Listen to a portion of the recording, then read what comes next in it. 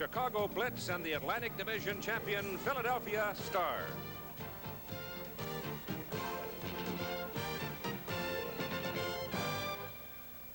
It's 92 degrees at the Vet in Philadelphia as we get ready for the first playoff game ever nearing the end of the inaugural season of the United States Football League. Chicago, the Blitz 12-6, the wild card entry from the Central Division, Michigan having won the Central Division title. The Philadelphia Stars a long time ago with a record of 15-3 clinched the Atlantic Division championship.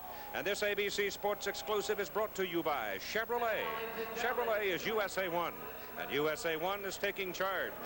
By Budweiser, the king of beers. Reach for that distinctively clean, crisp taste that says Budweiser. For all you do, this Bud's for you. By AC Delco, General Motors Corporation. For quality automotive replacement parts, AC Delco is the way to go. And by Honda Motorcycles, inventors of the ATC three-wheeler. Honda, follow the leader. Hello again, everybody. I'm Keith Jackson, and we begin a full day of sports, afternoon of sports at least, here on ABC. Our ball game will be followed immediately by ABC's Wide World of Sports. It was back on May 15. These two teams met for the only time this season. Chicago in the third quarter, late in the quarter, leading by a score of 24-10, seemingly had the ball game in hand. But they turned it over 3 times, producing 21 points for the Philadelphia Stars, and the Stars won the ball game 24, and George Allen's been grouchy about it ever since. Let's turn now to Len Swan, our analyst and commentator, and talk about what we can expect this afternoon. And there are a lot of folks that smell upset. Well, a lot of folks smell upset because they felt that Chicago had that last game, as you said, in hand, and they're the better football team. Well, there aren't going to be too many surprises in this ball game. Philadelphia is going to take into this game with what brought them here, and that's Kelvin Bryant and their great running attack. Now, Kelvin Bryant, who is named most valuable player by the Associated Press, is going to have to rely a great deal on the right side of his offensive line to get the job done. And that's where the key matchup will be today between Chicago Blitz's defensive line, a veteran line, versus a young but talented offensive line of the Philadelphia Stars. The Chicago offense now is a ball control offense, nickel and dime type of a passing game. Neither team really goes deep, but the Blitz bring in Spencer and Long. They're two good running backs, both getting over 1,000 yards. Well, the Philadelphia defense is going to have a problem stopping the running attack and also containing Tremaine Johnson. I think the key for them to be successful in stopping that offense is for the Philadelphia offense itself to score some points so that they force them to throw. Now, Tremaine Johnson is a great one, but any time you can take half of an offense away, force them to play catch-up football, eliminate the running game, only allow them to use the passing game, you can gear your defensive attack to stop that. Let your linemen put their ears back, depend on the great linebackers like Sam Mills to play a big part in the ballgame. Okay. Tomorrow afternoon at the Silverdome in Pontiac, Michigan, the Michigan Panthers, Central Division champions, will be hosting the Oakland Invaders, the Pacific Division champions. But right now, we're ready to go with Chicago and Philadelphia from Veterans Stadium in Philadelphia. The Chicago Blitz have won the toss. It was kind of interesting little point that Philadelphia going into this flip of the coin was 9-9 for the regular season, and they lose the opening coin toss here in this playoff game. The crowd is sparse, to say the least. The ticket prices went up from $11 to $16 for this particular playoff game. Over in Michigan, they cut it back down to 8.5, and I understand they're expecting close to 60,000 people at the Silverdome tomorrow for that ball game. This is a key man, Chuck Fusina, for the Philadelphia Stars. He ran for 87 yards against the Chicago Blitz in the ball game that finished in the rain here. He ran for a touchdown. And it was his ability to scramble and pick up key yardage and bootleg one run that went for better than 20 yards for a touchdown. And today, they just simply got to control it. George Allen says they have a scheme he thinks will control it. In closely contested ball games, very often it's a performance of one individual who plays better than he has played all year long that makes a big difference. In that last matchup, it was Chuck Fusina. They wanted him to throw the football. They contained him in the pocket, but he broke loose and picked up the big yards. It is going to be very important that he get off to a good start. We've seen in the past Chuck Fusina get behind, throw a few incompleted passes, and he gets down on himself. And then he has to rely on the running game to give him a little momentum and put himself back in the ball game. So his attitude in this ball game is going to be very important to take a look at. Lenny Willis, number 89, who played with the Buffalo Bills for 4 years, Ohio State man, is back watching the ball bounce out of the end zone. So Dave Trout hits it big on the first effort today. Trout, the leading scorer in the United States Football League, and he will be probably an important figure before this day is done. When you have a man like Lenny Willis, who is among the tops in the league in returning kicks, it's very important to keep the ball away from him. Bobby Scott, who started the year, as many of you know, with New Jersey, now the quarterback for Chicago. Tim Spencer, Kevin Long, the setbacks, 46 and 48 respectively. The tight end is Paul Ricker, and the wide receivers you saw, Wayman Buggs and Trumaine Johnson. On the first carry of the ball game, they stick it into the middle with Tim Spencer, and Spencer is immediately dropped at the line of scrimmage by John Bunting and company. The offensive front for Chicago, Rob Taylor, 280 tackle, Tom Thayer, 250 guard, Wally Pursuit, 255 center, Tim Norman, 275 guard, Nick Iyer, right tackle, is 275, and Ricker at 6'3", 245, with Tim Reitman beginning to play a little more each week, having come back off injury.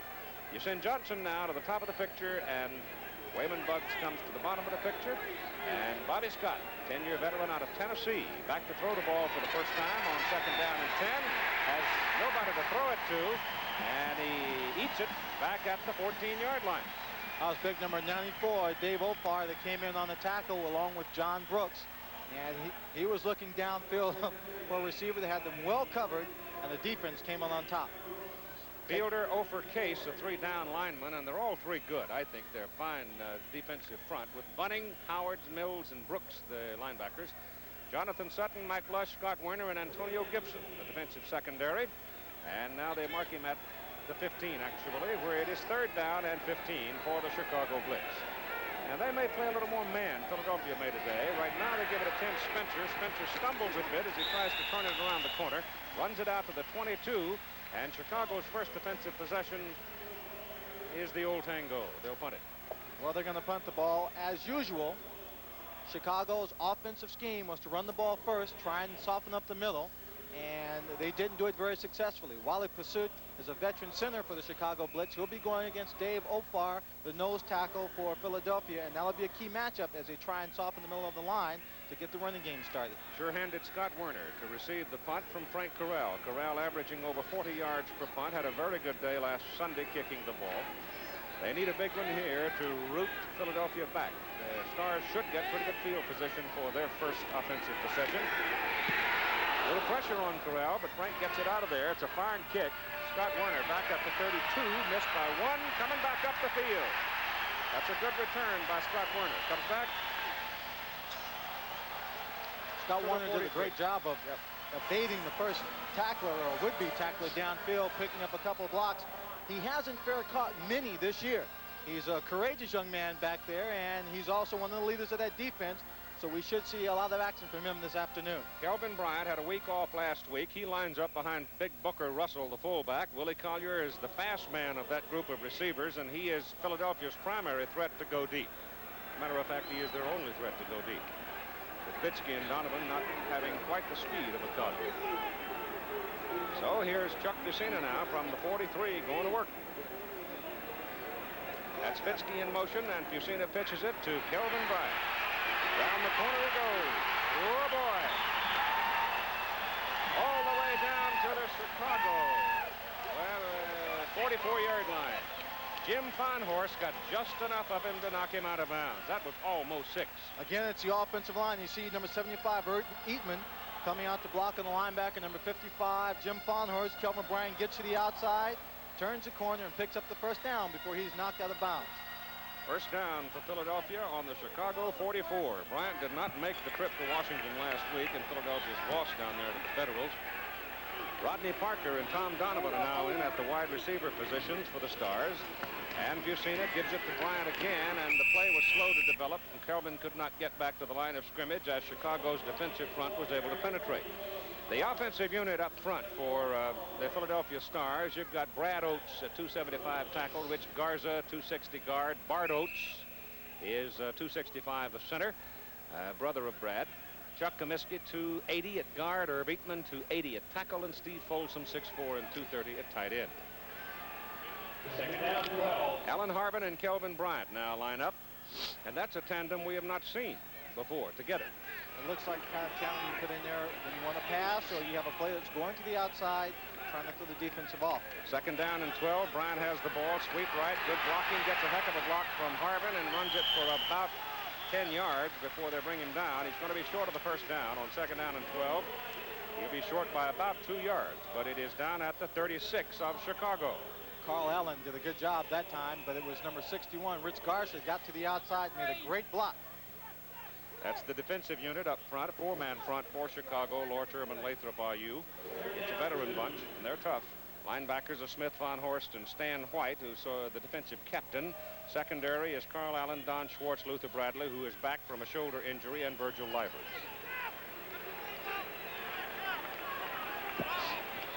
Third down and about 2 yards to go. That's Bryant right up the pipe. And the first down for the Philadelphia Stars at the Chicago 28-yard line. That's third down with a short 2 to go. Kelvin Bryant picks up 5 yards on the play. They are about a 38% team when it comes to third down conversion. It's not a great statistic to look at, but when you realize that they very seldom get in that third down situation. They're a good team on first and second down. They move the ball quickly down the field with that running attack, and there you see the results of having Kelvin Bryant in with some good blocking, just going straight up the middle. 4 carries, 30 yards for the big guy from Tarboro, North Carolina. Ball is just inside the 29, and Scott Fitzke out of Penn State goes in motion. They pitch the ball to Bryant again. They're using him a lot early. And he's to about the 26-yard line, maybe the 25.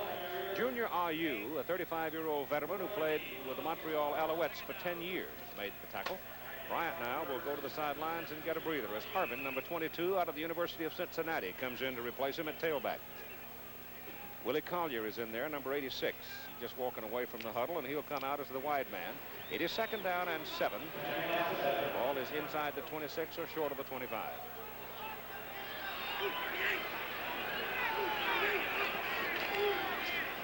That's Harvin with the ball, and Harvin is to about the 23 for a couple of yards. George Allen, the head coach and president, general manager of the, no, well, not actually the general manager, but the president of the ball club. His son Bruce is the general manager. It's all in the same family. And Jim Mora, who has done a brilliant job with the Philadelphia Stars, came in late, actually. Was about a week and a half late getting the head job here at Philadelphia after they had hired one man, George Perlis, who left to go to Michigan State. Third down and 5 for Philadelphia at the Chicago 23. Bucina's first pass. Pressure's on, runs away from it. Gets it off, throws a knuckleball. It's intercepted by number 24, Virgil Livers. Livers was out in the short secondary, protecting against Willie Collier, because Virgil's probably the only man in the Chicago secondary with the speed to stay with Collier. And Bucina, getting pressure from the blind side, was hit as he delivered, and he throws an interception. So Chicago gets the ball back at the 19.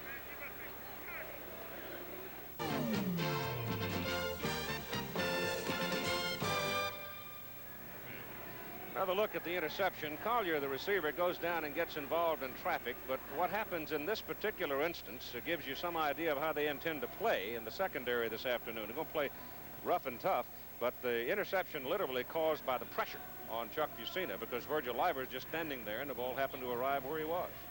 He ran a little hook route where he was going to slide to the outside, and he actually was open. But as number 74, as you said, Joe Ehrman, that came in, put the pressure on him, forced him out of the pocket. He may have actually tipped that ball as he threw it. So here's Chicago now, getting the ball back at their 19. First down, Bobby Scott, quarterback, turns around and hands it off. Inside goes the play with Kevin Long carrying. And the big fella who played 5 years with the New York Jets, finished over 1,000 yards for the season, moves the football out to about the 23. Give him 4. The last time these two teams played, Greg Landry, of course, quarterbacked the Chicago Blitz team. He's got a bit stronger arm than Bobby Scott and a quicker release to get the ball to the short passes to their receivers. It'll be interesting to see if Bobby Scott can complete the same kind of passes today. That's Tim Spencer carrying the ball, and Spencer again stumbles a bit as he tries to make the cut on the artificial surface. Spencer last week in the ball game against Oakland had astro toe. He had pinched nerve. Glitches, pinched nerve, and in the ball game, he played quite a bit, actually, and wound up with a slight concussion, so he has been taking a battering. This entire Chicago team physically has been taking a battering. They played in 2 games, the last 2 games, in weather that was over 100 degrees. Heat affected the conditioning of the players. 3 tight ends in now on 3rd down and 2. Spencer drives it out across the 30, and that will be a first down for Chicago.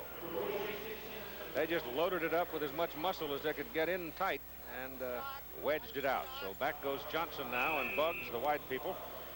And the Chicago Blitz will have the ball first down at the 30. Just a little something to follow during the course of this ball game. We talked about mistakes, and there were some mistakes of Chicago that cost them the game last time. Well, this time, good defensive pressure caused Chuck Piscina to throw an interception.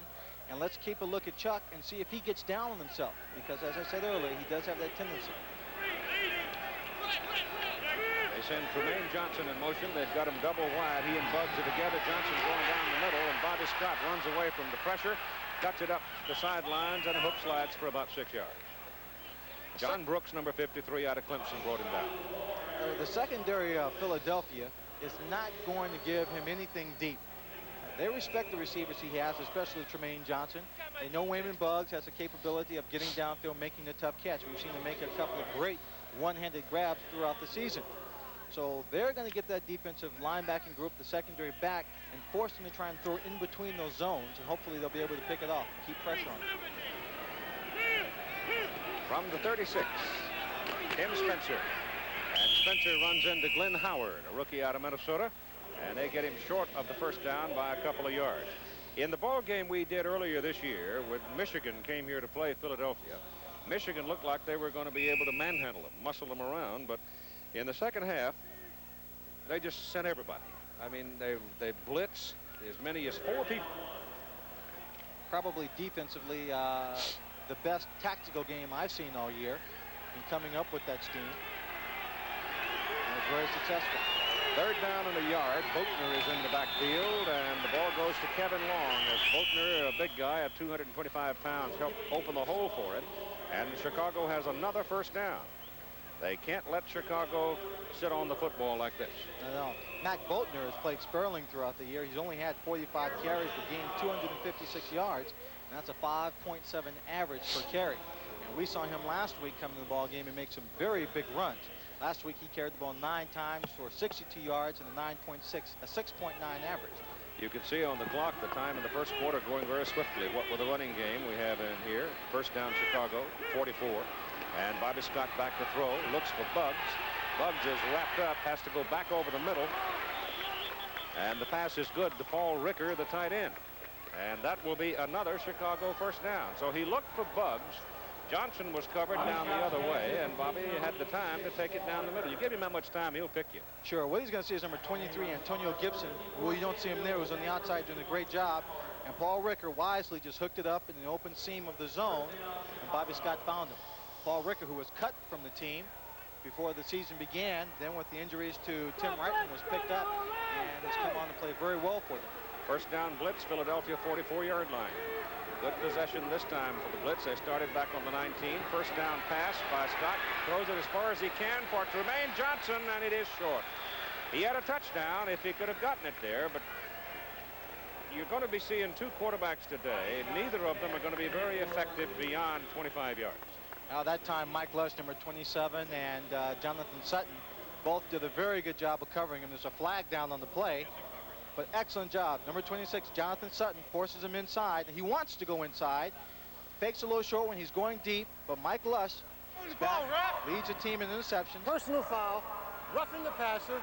Number 99 on the defense. First down. John Alford whistled and flagged for decking Bobby Scott after the pass was away. And he did. He flattened it. And he gets nailed 15-yard personal foul penalty.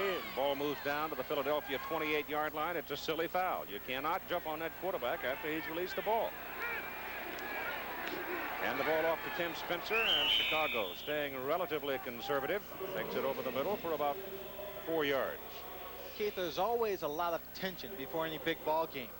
But when it's a playoff game, it's a different kind of anxiety that covers the players at this time. They've made it to the playoffs, but no one wants to be the first team to lose.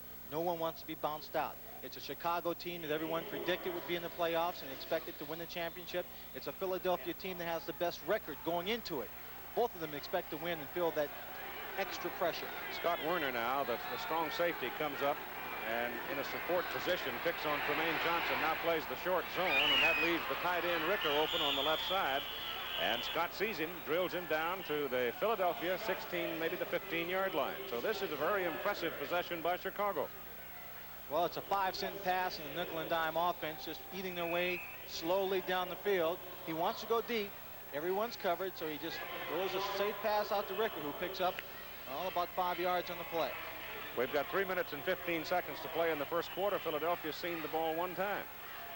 It's been all Chicago in this particular march from their 19. First down at the 15. Give the ball to Kevin Long. Looks around for nothing in the middle and tries to take it outside. And he'll get a yard out of it as Mike Lush out of East Stroudsburg comes up to make the tackle. That's a good tackle by Mike Lush coming up from that strong safety position. Long just had nowhere to go up the middle, but no one was able to get a hold of him. Everything was plugged up. Just bounced it to the outside wisely. Not dancing around too much in the backfield and getting thrown for a loss. Glenn Howard, number 51, calling the defensive signal. The Philadelphia offense sitting on the bench. And the Chicago Blitz are marching it down the field. Second down and 8. Ball just inside the 14. And Scott back. He's looking for Spencer. Can't get it to him. Goes instead to the short man, Ricker, the tight end. And Ricker is dragged down near the 1. So it'll be first and goal to go Chicago. Well, he hit Ricker for a good gain. He also had Tremaine Johnson on the right side, wide open on a long route. Didn't have the time. Again, looking to his outside. Ricker is just running to the outside, sitting there, just waiting on the outside, letting the play develop. Then he stands there, and once the quarterback needs him, then he comes back inside, running away from the defensive coverage. Now to 3 tight ends. On first and goal. Spitzer hit short of the goal line. Really stuck. Got to be Sam Mills. Sam Mills was one of the men, and the other man was number 51, Glenn Howard. Sam Mills, a story in itself. Small guy. You see Glenn Howard, number 51, right there. Both of them standing in the hole. Watch the contact right there. Both of them get low underneath them. Howard making initial contact. Sam Mills coming up to give him a little support. Spencer's a strong running back to bring down. You have to gang tackle. Inside the 1, second down and goal. This time it's Kevin Long. And he is not in there. That time it was Dave Opar, downfielder, Frank Case. The entire line coming in low, getting underneath the offensive line and just tripping him about the ankles. He had no time, no momentum to get up in the air and get over the pile. So they're jawboning right on the Philadelphia goal line now. Third down. They've run 2 plays from the 2, and they've got about 1.5 feet to go with 1 minute and 10 to play in the first quarter.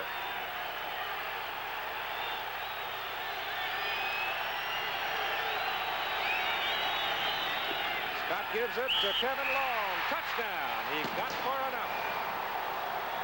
Kevin Long, he just barely, that's all you need, got that football over the line of scrimmage by going up, extending his arms, reaching out literally with the football to break the plane. He's hit low before he gets across. Right there, you see his arms. Had he not extended them, it would have been 4th down. 14 plays, 81 yards, and they used 8 minutes and a second to get the touchdown. And the defense of Chicago will appreciate it. Keeps them off the field, keeps the veteran group well rested. Kevin Long, scored 13 touchdowns on the year to lead his team. Frank Corral's extra point is good. So you've got exactly 1 minute to play in the first quarter. Philadelphia has seen the ball 1 time. And this is precisely what Jim Morrow's football team can't allow. They can't allow Chicago to march it 81 yards if they hope to win. Well, it wasn't easy, but Kevin Long stuck it in the end zone for Chicago. The Blitz take a 7-0 lead with 1 minute to play in the first quarter. The winner of this game will face the winner of tomorrow's Michigan-Oakland game being played at the Silverdome in Pontiac. next Sunday night, July 17, in Denver for the USFL Championship. Corral will kick off. Alan Harvin is deep for Philadelphia, and there will be no return. David Riley, an up back, took a look at it, couldn't field it, and it goes all the way through, and it's Philadelphia's ball. First down at the 20. So now I think the Philadelphia offense has got to be productive, for no other reason to give their defense some rest. Tim Brandt is with us. Tim is down on the Chicago sideline right now, and Bobby Scott, who engineered that long march, right now has been talking with coaches and Tom Rosentz. Tim will have an impression for us, I'm sure, in a few moments about that possession for the Blitz as they go 81 yards. Philadelphia now, first down from the 20. And it goes to Kelvin Bryant. Bryant trying to get to the right side. Won't get much out of that. In fact, they get him right at the line of scrimmage. Ed Smith out of Vanderbilt, linebacker, who had 2 years with the Baltimore and a year with the St. Louis Cardinals, makes the stop.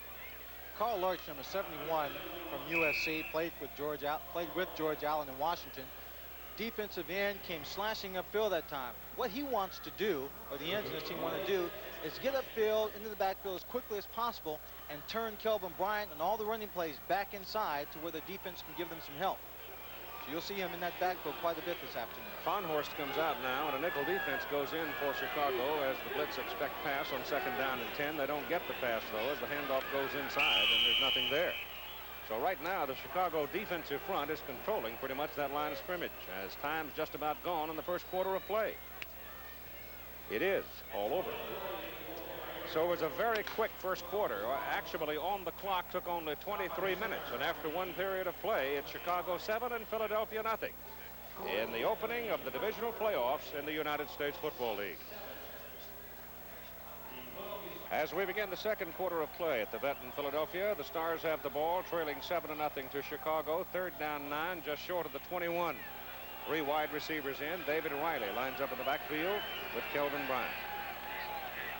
Chuck Fusina, the quarterback. The Philadelphia offense has been pretty well handled so far. Fusina looks, goes down the middle. Ball is tipped, intercepted. Luther Bradley. Bradley, who has now 13 interceptions on the year, runs it back inside the 20, and Chicago is right back again knocking on the door as that pass was tipped at the line of scrimmage. Well, so far all the mistakes have come from Philadelphia. Here again, Chuck Fusina drops back to pass. He gets plenty of time.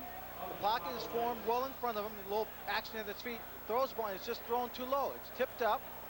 And Luther Bradley comes in after number 28, Don Schwartz, just knocks down the receiver. Watch Luther Bradley, he's just reading the play, watching the receiver come in. So right there, he's in position.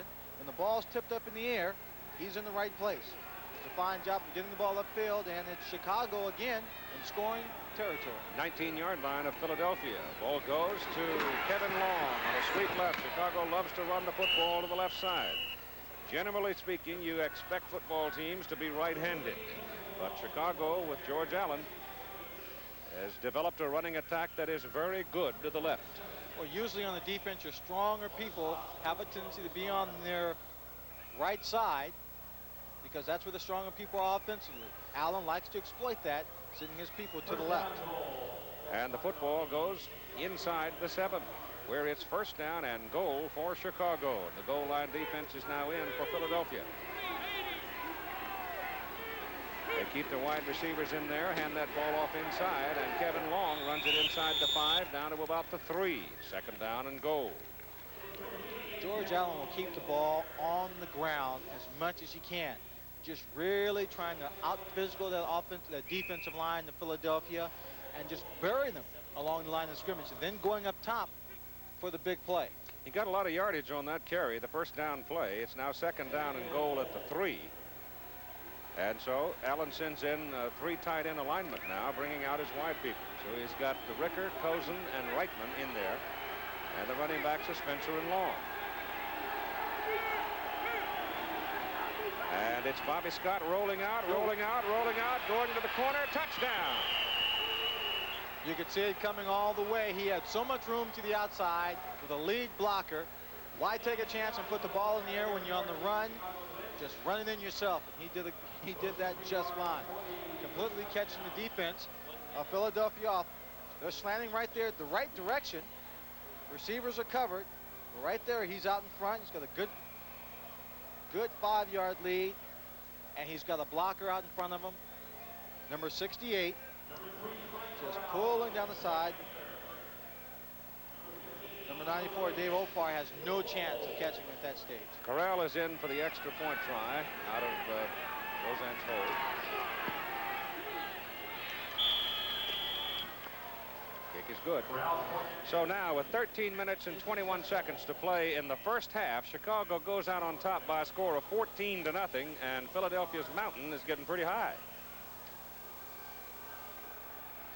The final USFL divisional playoff game. Fred Basana, the number 2 passer in the league, leads the Pacific Division champ Oakland Invaders against the red-hot Michigan Panthers, who've won 11 of their last 13 games. The battle for the final game tomorrow on ABC.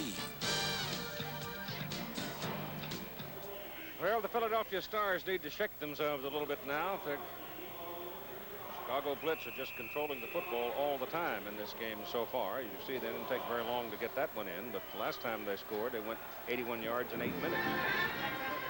That ball is kicked so deep, there will be no return on it by Corral. Knocked it through the end zone and out of there.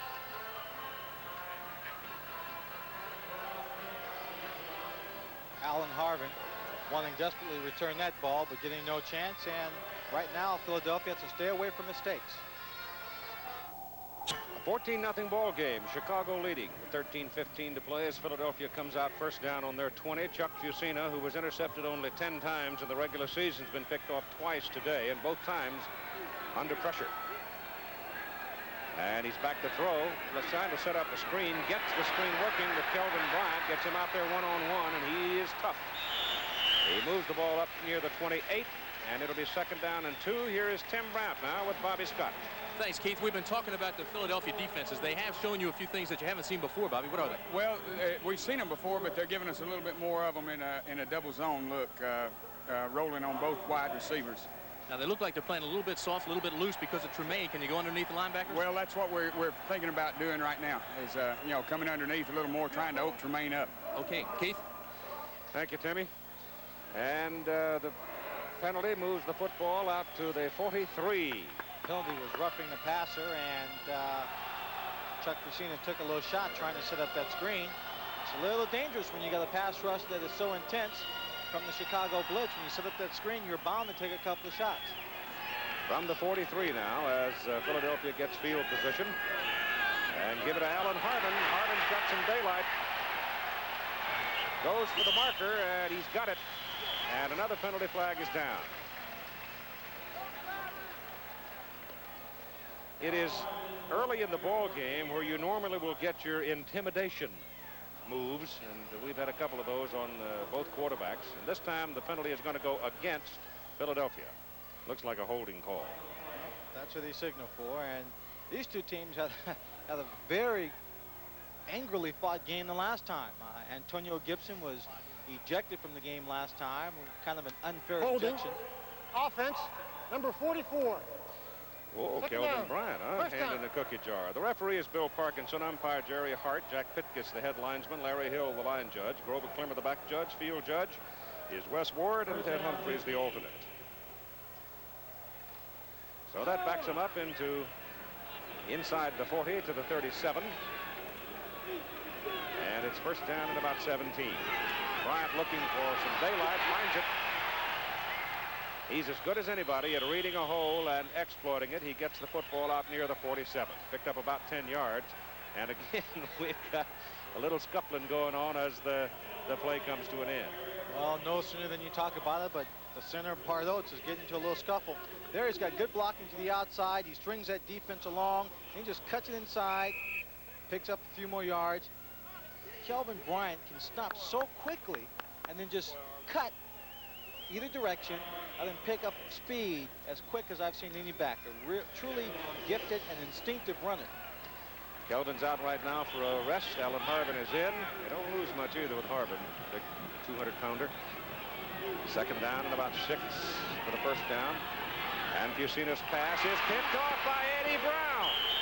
Eddie Brown, who intercepted last week against Oakland and ran for a touchdown, slipped in behind the receiver and fixed that one off. And that's 3 interceptions of Fusina so far today. All 3 drives, possessions of Philadelphia have resulted in interception. Chuck Fusina drops back. He throws it just too far to the outside. Folsom can't reach it, and Eddie Brown is the only man that has a chance. And so here's Chicago again on the Philadelphia side of the field, leading 14-0 in the second quarter, and first down at the Philly 46.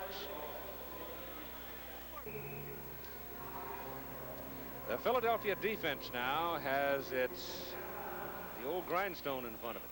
They've got to do something. They can't get too pressureful. They've still got to worry about Buggs and Johnson. And they've got Johnson in motion, and Johnson's got the ball on a reverse, drops it, dribbles it, picks it up, comes back this way, and they knock him down just about the line of scrimmage. And 45 seconds later, he only gets into the line of scrimmage. He's very, very lucky that he didn't lose his ball when he dropped it. It bounces right back to him. Good play sending him in motion on the reverse. He gets a lot of momentum that way when he gets the ball, but right here he just drops it, bounces right back in his hands, and he starts to do his little dance. A little bit to the right, a little bit to the left, and hello. Don't be surprised if you see him throw that ball up there. I wouldn't be surprised. I think between the two teams, Chicago has more of the capability to execute the trick plays. Johnson down the middle. The pass is intended for Kevin Long, trying to set up a little screen outside for him, but number 25, Scott Warner. Scott Warner in on the blitz, and he came up from the outside. And I don't even know if Bobby Scott actually saw him. If Bobby Scott did see him, he did a good job getting the ball away before he was sacked. See his head's turning. He just gets off a bad pass right there, and it falls short. Long just can't scoop it up. Chicago in this ball game has been 3 out of 4 on third down conversions, and there are the Polaroid pictures or the instant pictures. I don't know, giving a free commercial here, but this is somebody's taking the pictures, sending him down as Scott's in trouble, and he's going to be sacked way back. Number 56 is the man that finally gets him, George Cooper. George Cooper coming in on the blitz from the outside, and number 96, Don Fielder, taking advantage of it, corralled Bobby Scott in there. Threw him for the loss, and this time they come out on top of that third down situation. Philadelphia defense making its first big play of the ball game, and Chicago now on fourth down from the 43 will kick it away. Frank Corral has had the ball out of bounds inside the 20 on 32% of his kicks this season. 24 times he's knocked the ball out inside the 20. Last week we saw him wiggle one out on the 1. Well, that one won't go there. Scott Warner backs up, gets a nice big bounce and fields it back at the 8-yard line, gets a little help coming back up the field and breaks it big.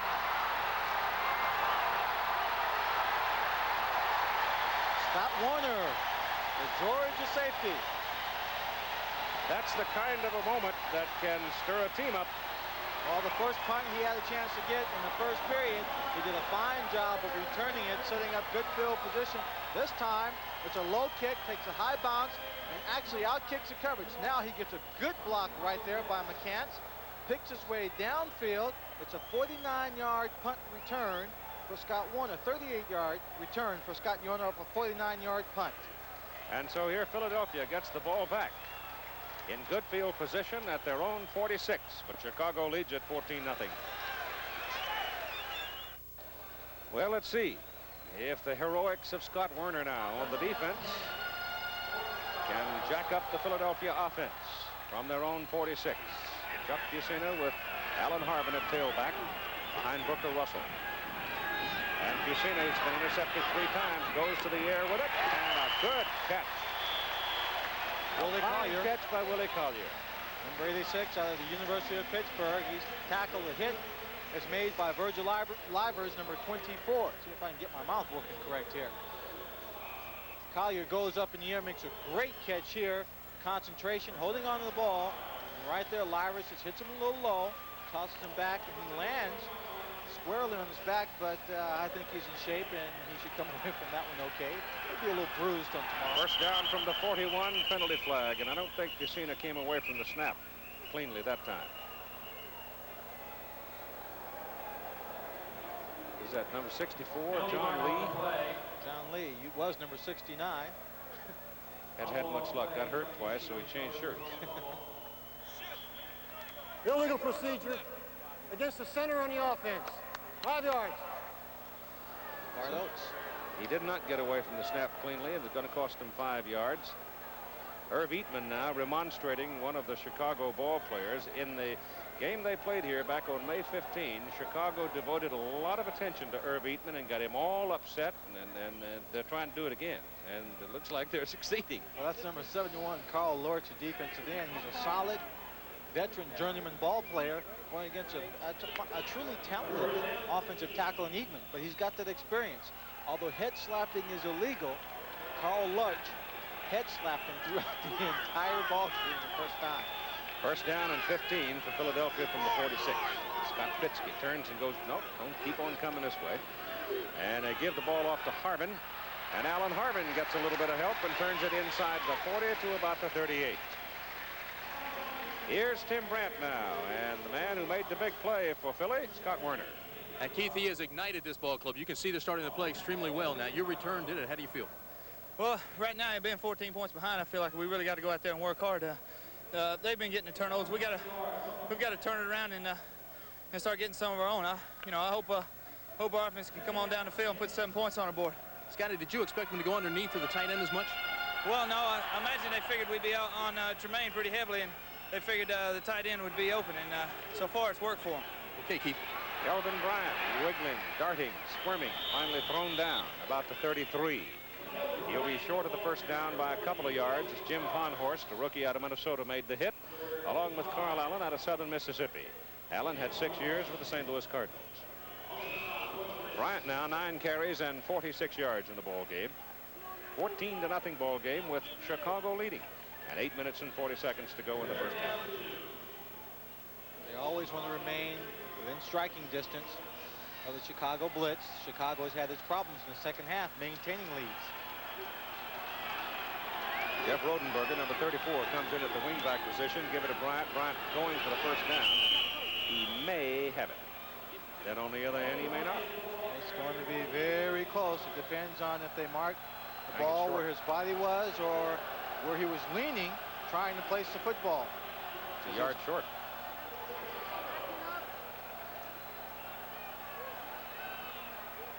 You're right. That's a good yard short.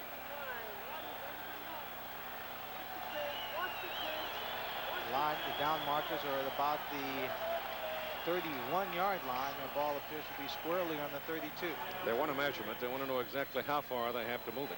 Obviously, they, at this point, are going to go for it because they're down by 14 points. This game could very well come down to the kickers, and coming into this ball game, David Trout has been having some problems with his back. It's a little bit sore on him.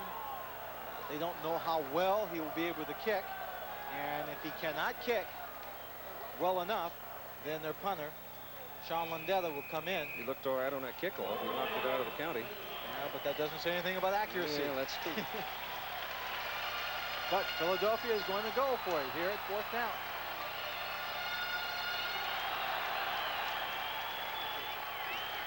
David Riley lines up as the blocking back in front of Kelvin Bryant.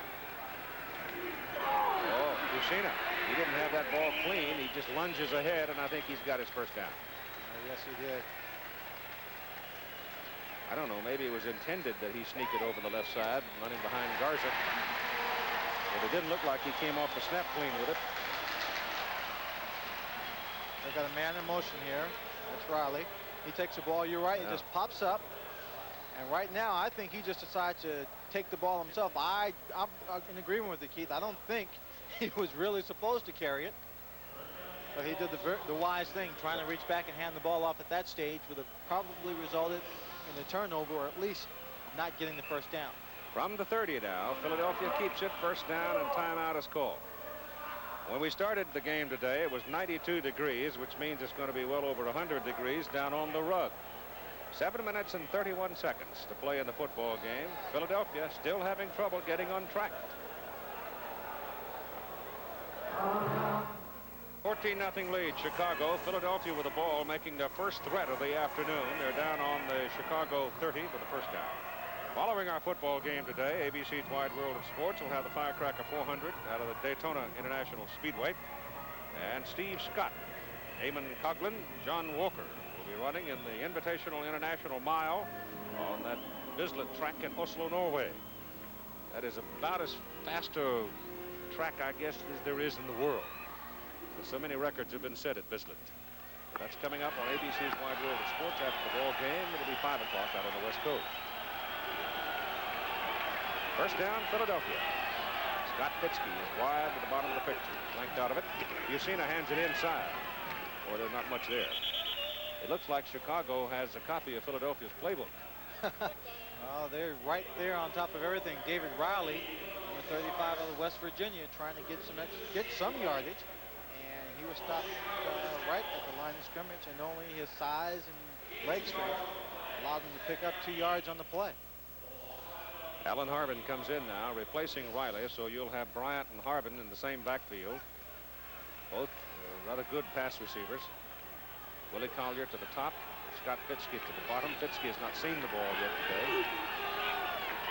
Second down and 8 from the 28. Yusina gives it to Harvin. He's got some room. He's past the marker. He's past the 20. He's still going inside the 15. That's a tough run by Alan Harvin. Really a good, tough one by Alan Harvin. But what makes that play work is the blocking up front and the rush of the defensive line. The end came straight up the field, and the tackle just lets him go. Right at the top of the picture, number 77, Junior Ayu right there straight up, and he's just pushed all the way back by Brad Oates. Then Alan Harvin can cut inside of him, get downfield, and he's a small man with very, very strong legs as Luther Bradley brings him down. So it's first down. Philadelphia at the Chicago 14. They bang around. Harvin's got it again, and he gets to the 10. Harvin and Fusina ran together in the handoff. Eddie Brown made the tackle on Harvin. I think there's a little tension. The Philadelphia team just taking so long to get on track in this championship game. Alan Harvin out of Cincinnati, that's his 4th carry for 28 yards. At one time in his junior year was actually in a wheelchair because he couldn't walk. Suffered knee and leg injuries that kept him in that wheelchair. So in his effort to come back, he has worked a great deal on his leg strength to try and help himself to stay away from those injuries and wears a leg brace. Second down, a long 6 from the Chicago 10. Yusina gives to Bryant, touchdown. Behind Garza and Oates.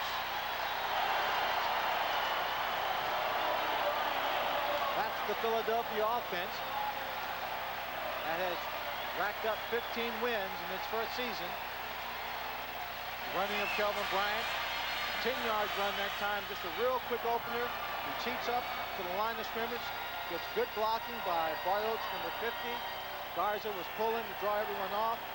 Right up the middle. There's not even a safety around to make saw a number stop. 7 at Kit Lathrop. He moved. He thought he was going to go outside. He moved out of there and just left the hole wide open. Wide open. Caught him in a little stunt. The extra point try by Dave Trout is good. And so we now have ourselves a ball game here with 5 minutes and 21 seconds to play in the first half. Chicago 14, and now Philadelphia gets on the board with 7. A little snort of oxygen for Kelvin Bryant, having run in for the touchdown from 10 yards to make it a 14-7 ball game. Coming up tomorrow, the Michigan Panthers hosting the Oakland Invaders, Michigan winning the Central Division and Oakland winning the Pacific Division. We'll be visiting with the starting quarterbacks in tomorrow's ball game, Fred Basana of Oakland and Bobby Hebert of Michigan at halftime. The ball is set up for Davy Trout on the 35. And the deep man for Chicago is Lenny Willis. Trout hangs it very, very high. We have good coverage on it. Willis waits at the 4. They got the wedge working pretty well for Lenny Willis. Fumbles the football. Philadelphia gets it back. The ball just bounced right away from him into the waiting arms of Jonathan Sutton, number 26. What an opportunity. And officials now are down the field. They signal it is a fumble. Ball belongs to Philadelphia. And I'm sure the Philadelphia players are saying that Lenny Willis was down. It was a 26-yard return and a fumble. That he was down. The whistle should have been blown, and it was not a fumble. Right now, he gets into a pile. The wedge is very good. You can't see it right there. He's falling down. He's being brought down, but the ball, obviously, out of his possession, right into the hands of Sutton. Philadelphia now gets a break after turning the ball over 3 times itself here in the first half. From the Chicago 36. Yusina fumbles the football. Chicago's got it. Honhorst picks it up. For heaven's sakes, Bart Oates and Chuck Yusina, now that's 3 times they've had trouble with a snap. That time it got loose. And tempers are getting a little hot on the sideline. What's happening is Chuck Yusina is pulling away quickly from the center. A little bit too fast in his effort to get back, to drop back and get square in the pocket, and they're not making the connection. These are entirely too many mistakes for a championship ball game. So Chicago gets it right back on Philadelphia's 4th turnover. It's at the 41, where it's first down for the Blitz. They lead 14-7 in 5 minutes to play in the first half. Bobby Scott trying to get something going quickly, misses Trumaine Johnson, and Trumaine was in pretty good traffic. Mike Lush, number 27, had bumped into him just as he made his cut. Mike Lush was driving on that pass. He thought he had a chance to pick it off and went for it. Made sure it wasn't complete. The ball was thrown a little bit behind Trumaine Johnson on a quick slant. That's really not the place you want to throw it. You figure the defensive back will be trailing there. That time, if he had not thrown it behind him, Mike Lush would have a clear shot at picking it off.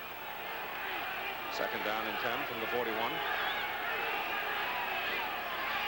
Scott looks for Johnson, goes short instead to Ricker, the tight end, and he's got a big play. Paul Ricker goes down to the Philadelphia 40, and it's a Chicago first down. Paul Ricker is tackled by Scott Warner. I'm laughing because Paul Ricker is another man with great moves. He was running down the sideline. Scott Warner just planted himself right in his path. Ricker just kind of slowed up like he was going to juke him, and then ran right into him. All having a big day. 4 catches and 53 yards. It's been pretty quiet the last couple of weeks. But they're giving Ricker to Scott right now. And the ball off inside. Tim Spencer and Kevin Long, the setbacks, and it's Long carrying the ball. His gain should be in the neighborhood of 4 yards on that carry. Once again, number 25, Scott Warner, lining up close to the line of scrimmage. Just kind of slanting in from the outside, almost stopping Long in the backfield. They give Werner quite a bit of freedom to pick and choose his spots. He plays the strong safety position. Normally lines up on the side of the tight end. That's Kevin Long, and Long, who ran for over 1,000 yards, gets a first down inside the 25 at the 24. Again, coming to the left side to get some good blocks up front. Kevin Long's a strong back and he gets ahead of steam. He's a tough man to bring down. Right here, he just gets a good block on the outside by his receiver. Wedges his way in between 2 other safeties, 2 other defensive backs, and picks up another 4 yards. Chicago operating first down at the Philadelphia 24. Philadelphia beating themselves right now with 4 turnovers in the ball game. And Chicago trying to just wedge it on down the field, keep it on the ground, and eat up the clock with 3 minutes to go in the first half. Kevin Long again carrying the ball. Coming into this ball game, the Chicago Blitz led the league in time of possession with 33.26 as an average for each game. In the first quarter, they've held the ball 10 minutes and 12 seconds compared to 4 minutes and 48 seconds to the Philadelphia offense. And again, the turnovers giving them possession of the ball most of the time. Second down and 7. That's Tim Spencer with it. Spencer gets around the corner and he's close to his first down. Very close as Tim Norman. Number 68, big guard, was leading him downfield. It's a first down for Chicago. Demoralizing for Philadelphia, I'm sure. A team that won 15 out of 18 ball games, and the loss to Washington kind of shrugged off by a lot of people because Kelvin Bryant didn't make the trip. But it's got to be demoralizing to them, Lynn Swan, to get themselves in this fix where they can do very little right so far. It is, and you know, they've got to find a way to get it back. They had a great opportunity with the kickoff being fumbled, and then with Chuck Fishing and Oates not connecting on the snap, they give the ball right back. That's Kevin Long, and he ran right past Sam Mills. Sam had a shot at him in the backfield and missed him. So instead of a loss, Long picks up about 3 yards. The defense of Philadelphia has not been a team that has ever given up in any ball game they've played. They've been behind before, and they just hang in there as tough as they can, try and keep that offense or the opposition away from an end zone as we come down to the 2-minute warning. 2 minutes to go in the first half of play. Kevin Long now with 47 yards in the ball game. Chicago leading 14-7 and threatening to add some more. We'll be right back.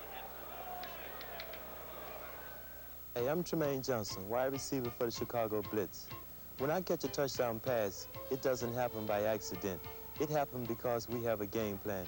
It's the right play at the right time. Young people need a game plan too. A game plan for life that rules out drugs. Don't let drugs put you on the sidelines. For further information, call toll-free 1-800-345-7778. Preceding announcement courtesy of the United States Football League. Halftime, we'll be talking with Fred Basana, quarterback of the Oakland Invaders, and Bobby Hebert, quarterback of the Michigan Panthers. They meet tomorrow at the Silverdome in Pontiac.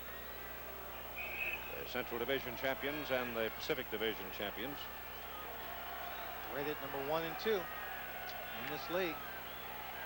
The football is sitting inside the 13. Second down, about 8. Mac Bochner, who ran 9 times for 62 yards last week against Oakland, is in the backfield as Kevin Long, shaken up, came out. Bobby Scott back, looks for Johnson. Lofts it for the corner. He's wide open. Touchdown, Chicago. Well, it wasn't a pretty route by Johnson, but it was effective. That time it was over number 26, Jonathan Sutton. Mike Lush was the safety in there on the sideline, and safety in the middle of the field. He couldn't get over the help. Tremaine Johnson ran inside and first outside, a low flag route. 12-yard catch on the sideline for Tremaine Johnson. That's his 11th touchdown this year. He fakes to the outside here, goes to the outside, then steps inside. He wants actually to catch this ball over his inside shoulder. Ball is put on the outside, does a fine job of adjusting, brings it down, both feet in for the touchdown. 6'3", 190 with that kind of quickness and speed. He's tough. Kick by Corral. Good. 1 minute and 55 seconds to play. And Philadelphia has now mistaked themselves into another 14-point deficit. 21-7 Chicago leads. It's amazing that Philadelphia can turn the ball over 4 times and still only be down 14 points. They could very well be down by 21. Right. Perfect opportunity to tie the ball game up after a fumble on the kickoff, and the mistakes are just destroying the Philadelphia team. The first time they met, Chicago had a 24-10 lead and then fell into a siege of turnovers themselves and lost the ball game 31-24.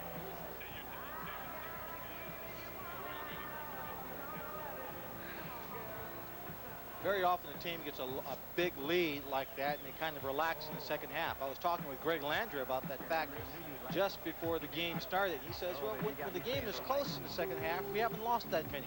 It's only when we get the commanding lead. There are the numbers on the scoring drive as we await the kickoff by Corral now with Allen Harbin deep. Frank hits it. It's going to go way back. There'll be no return. It's beyond the end zone. And so Philadelphia will start at the 20. And again, a note that we will be talking with the quarterbacks of tomorrow's ball game. Michigan Panthers Bobby Hebert and Oakland Invaders Fred Basana.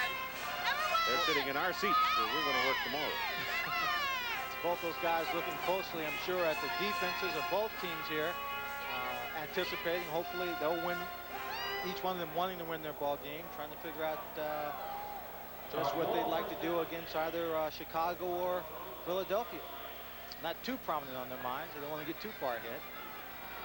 1 minute and 55 to go in the first half. And Chuck Fusina gives the ball to Kelvin Bryant. Oh, look at this. Pretty close to see you later there.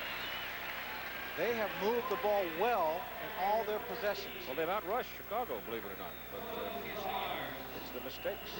There's an injured man down in the field right now. I think it's Willie Collier, wide receiver. He was down and got caught underneath that big stack. He was trying to block for Kelvin, and Willie got caught under the pileup. He's not all that big, 5'10", 180, and had about 900 pounds fall down on him. working on his right leg. Kelvin Bryant has run 12 times for 79 yards. The Chicago rushing total is 80. Let's go back to the play, and we'll see how Willie got hurt. See him down in that stack now, trying to block. And it looks like his leg just got caught under the pile. You see him right there, going right down his back in a great deal of pain.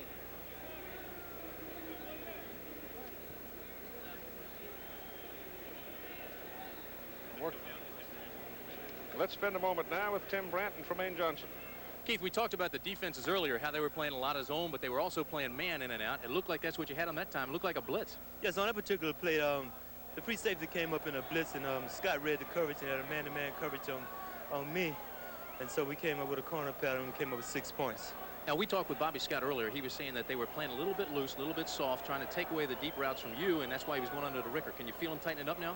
Yes, they playing me in and out. They're trying to play me underneath and trying to play me deep. They're trying not to give us anything we can work with, but we're just going to stay with the game plan and stay with the basics and hope that we can come up with a victory this afternoon. How about the heat now? It's 105 degrees on the field, but that's got to feel like a cool wave after being in Chicago. The Blitz are in better condition than the Stars, and this afternoon we'll definitely prove that we're a better team. How about you, Tremaine? I know that you've had problems with the heat the last couple of weeks, and they've been giving you IVs in the locker room. Do you feel okay today? Yes, I'm in perfect condition. I'm ready to go. I hope that we can win this game and go into the championship. Okay, good luck. Keith?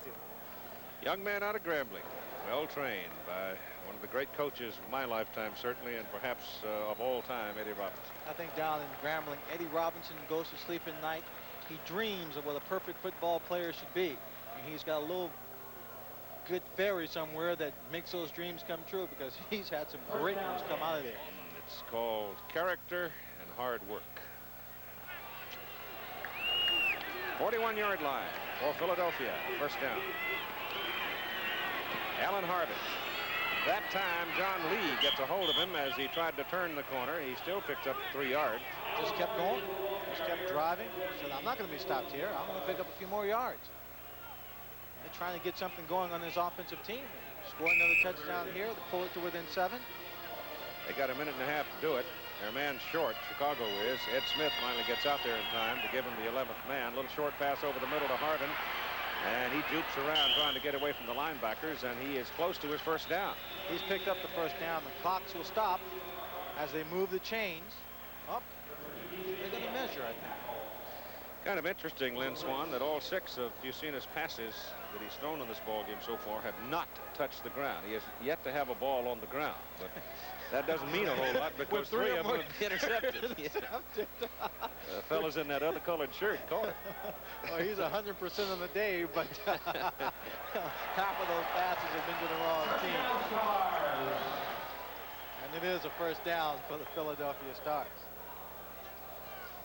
John Lee comes out now, and Junior Ayu goes back in at a defensive end position for Chicago, and they set up to show him a 5-man front now and come up man on the wide receivers, and they give the ball inside. Bryant bounces away.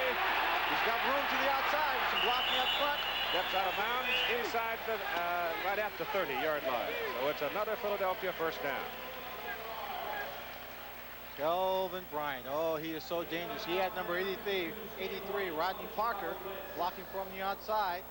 Blocking there on number 24, Virgil Livers, and wisely, not thinking he can pick up any more yards, he gets out of bounds and stops the clock, allowing his team to huddle and get another 2 plays called in the hurry-up offense. A minute to play in the first half. Yacina back, throws it. Now, my goodness, there's no reason in the world that that ball is not caught by Rodney Parker. Oh, Rodney Parker, he's hit by Virgil Livers, but this is a big play. This is when the receiver really wants to catch a ball, and Rodney Parker knows better. He should hang on to this football. Comes right to him, got nothing to do but hang on to it. He lets that ball come all the way into his chest instead of catching it with his hands, and bounces right off his shoulder pads. That was a big play. They're down inside the 10 with that catch.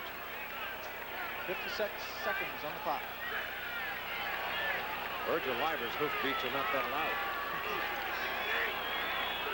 95, 90, 185. Yacina's got to throw it now, and he gets all kinds of pressure, but he takes off with it down. He gets one block to turn him upfield. Needs to get out of bounds, and he does. And he's got a first down for Philadelphia. down at the Chicago 12. With 48 seconds to play in the first half, Don Schwartz finally brought him down. I didn't see exactly what number that was, but I think it was number 87, Tom Donovan, that came back and gave him a good block number 56, Ed Smith. Let's take a look at it. Fusina's on the run.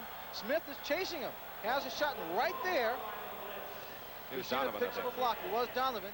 Don Schwartz grabs Fusina and throws him out of bounds. But it's a first down for Philadelphia at the Chicago 12. A 21-7 Chicago lead. Philadelphia trying to shorten it right here. It is sort of an old Statue of Liberty as Harbin throws it back to Fusina. He's down at the 4. He runs to the goal line, and he is short of a touchdown. There's a penalty flag thrown. I believe what they're going to do is call a face mask on the play. Looked like it might have been John Lee that just reached up and grabbed that face mask to his. I didn't give Philadelphia as much credit as I should have. No, they come up really went to a gimmick, didn't with the gimmick play, the gadget play. And it is a face mask. Touchdown. That's it. Is a touchdown. So they got the touchdown. They waited until they had defined the penalty, and Fusina did break the plane of the goal line. First time I've seen Philadelphia use the shotgun. They just hand the ball off to Harbin from the shotgun and then turns back. Not a pretty pass. Fusina catches falling down. Alert move. He's not touched. He gets back on his feet. John Lee's grabbing him, and into the end zone he goes with John Lee pulling on his face mask. And so Jim Mora and his folks have been doing some planning as Davy Trott nails the extra point, and we've got ourselves a 21-14 ball game as we are 39 seconds away from halftime. Well, certainly this being a championship game, the fact that the Philadelphia team has turned the ball over 4 times has not gotten this offense down. Chuck Fusina doing a great job keeping his attitude up, staying in this ball game, and an extremely gutsy move, strong move by him to get in the end zone. I love this knuckleball by Allen. It just goes almost end over end. A nice catch by Chuck Fusina. And he's not a strong man. Number 64 has got him outweighed by probably 100 pounds. And he just gets right into the end zone. He wanted it badly, trying to make up for some of the bad play in the first half. So we are still very much without, I tell you, Philadelphia goes in the clubhouse 21-7 at halftime. They're in bad shape. Well, Chicago's in bad shape. Because this Philadelphia team is not going to give up. Tremaine Johnson may have spoken too early when he talked about his team being in better condition and being the best football team out there. A little bit of his exuberance and excitement after scoring that touchdown, because this Philadelphia team will continue to put the pressure on them. Davy Trott hits it very, very high to Lenny Willis up at the 11. Let him get outside. They run him down at the 16. That's a good play by number 48, Kevin Donnelly out of North Dakota State. Well, that time Lenny Willis got the ball when he came up to his blockers. So you look at the stats in that scoring drive for the Philadelphia Stars. He saw everything bunched up in the middle and thought he could bounce it out to the outside. Well, on kickoff coverage, people are assigned containment jobs. That is, they run down the field. They don't want anybody, they don't want the ball carrier to bounce it out to the outside. So they have to keep everything in. That time he did a good job, Kevin Donnelly, keeping it contained. Lenny Willis had no place to run, kept trying to run to the outside, and Donnelly made the tackle. Chicago from the 16 now with just 33 seconds to go in the first half. And they'll go to the clubhouse with a 7-point lead. Not wanting to take any chances with this Philadelphia team being a little fired up after some very outstanding play on their part. Well, they went to the gimmick play, this shotgun, where the quarterback, Fusina, wound up catching the ball and fell across the goal line as Chicago was flagged for a face mask, and the first half is over. So the first half of play, Chicago Blitz 21 and the Philadelphia Stars 14. We will be ready for halftime of this division playoff game after this message and a word from our local stations.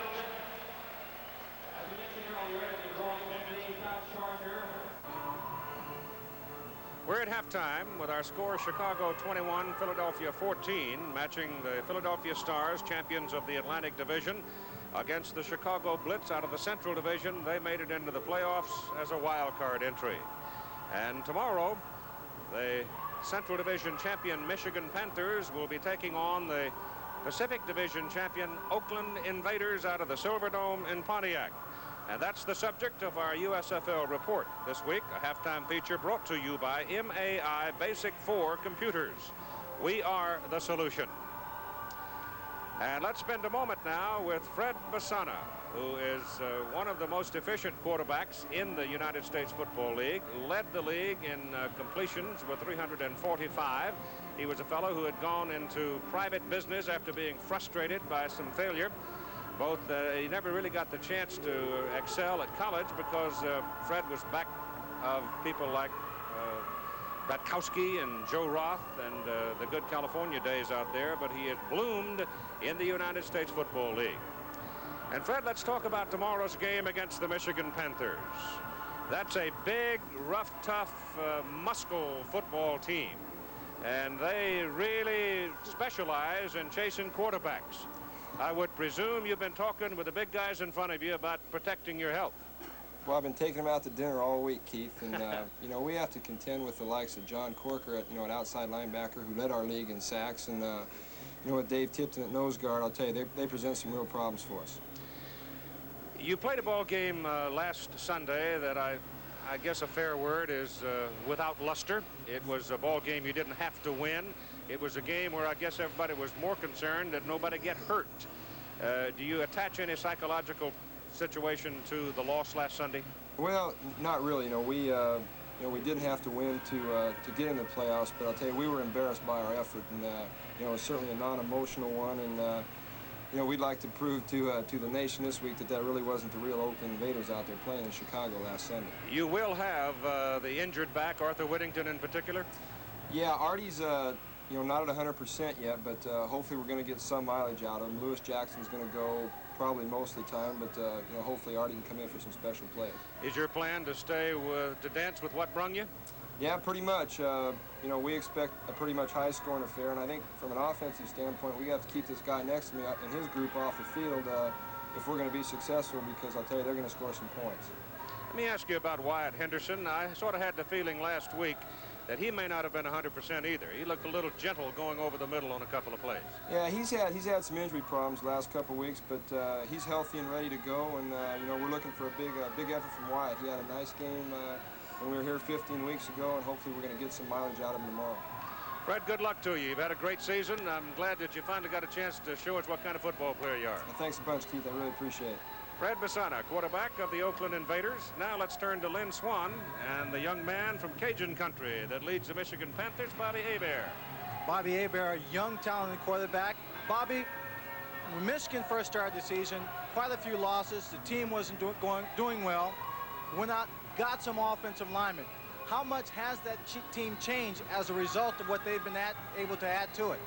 Well, that's really been, you know, the whole key to our whole season is, you know, getting on new offensive linemen, where at the beginning of the season, we really didn't have a running game, and, you know, lately we've been able to, you know, ball possession, the ball both running and passing, and keep our defense off the field. And, you know, tomorrow, the biggest key is going to be to keep our defense off the field, because Oakland has such a high-powered offense, and, you know, the best defense against Oakland is just, you know, for us to control the ball. Your offense, not necessarily a controlled type offense, high-scoring offense. How are you going to soften it up a little bit, try and run the ball more, or still continue to try and put the ball up in the air to Holloway and Anthony Carter? Well, I think, you know, the real key tomorrow is we're going to have to mix it up, both the run and the pass. And, you know, if the run's working well, then come with some play-action pass and that type. And, you know, just whatever Oakland gives us, we'll just have to take it. If they give us the long ball, take the long ball. You know, if they stop that, then just have to go for the short pass. Well, you're going to face one of the second leading passer in the league in Fred Basana. Your defense, John Corker, a man who's been able to put pressure on almost every passer in the league. Is he going to be the key to your defensive effort tomorrow? Yeah, well, you know, John Corker has come up with some big plays, but I think we're going to have an overall team effort, you know, from our defense to stop them, because, you know, they have been so successful.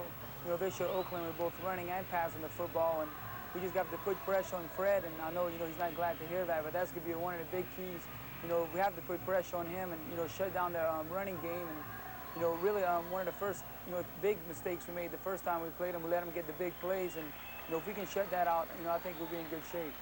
Okay, Bobby, thank you very much. Also, thank you for giving all those ex-Steelers a job out in Michigan. Well, I think they really earned it, so that's, you know, not really my, any doing of that part. Okay. Thank you very much, gentlemen, and it's worth remembering, I think, too, that Oakland won the first meeting between those two teams by a score of 33-27. We'll be back with highlights from our ball game in just a moment.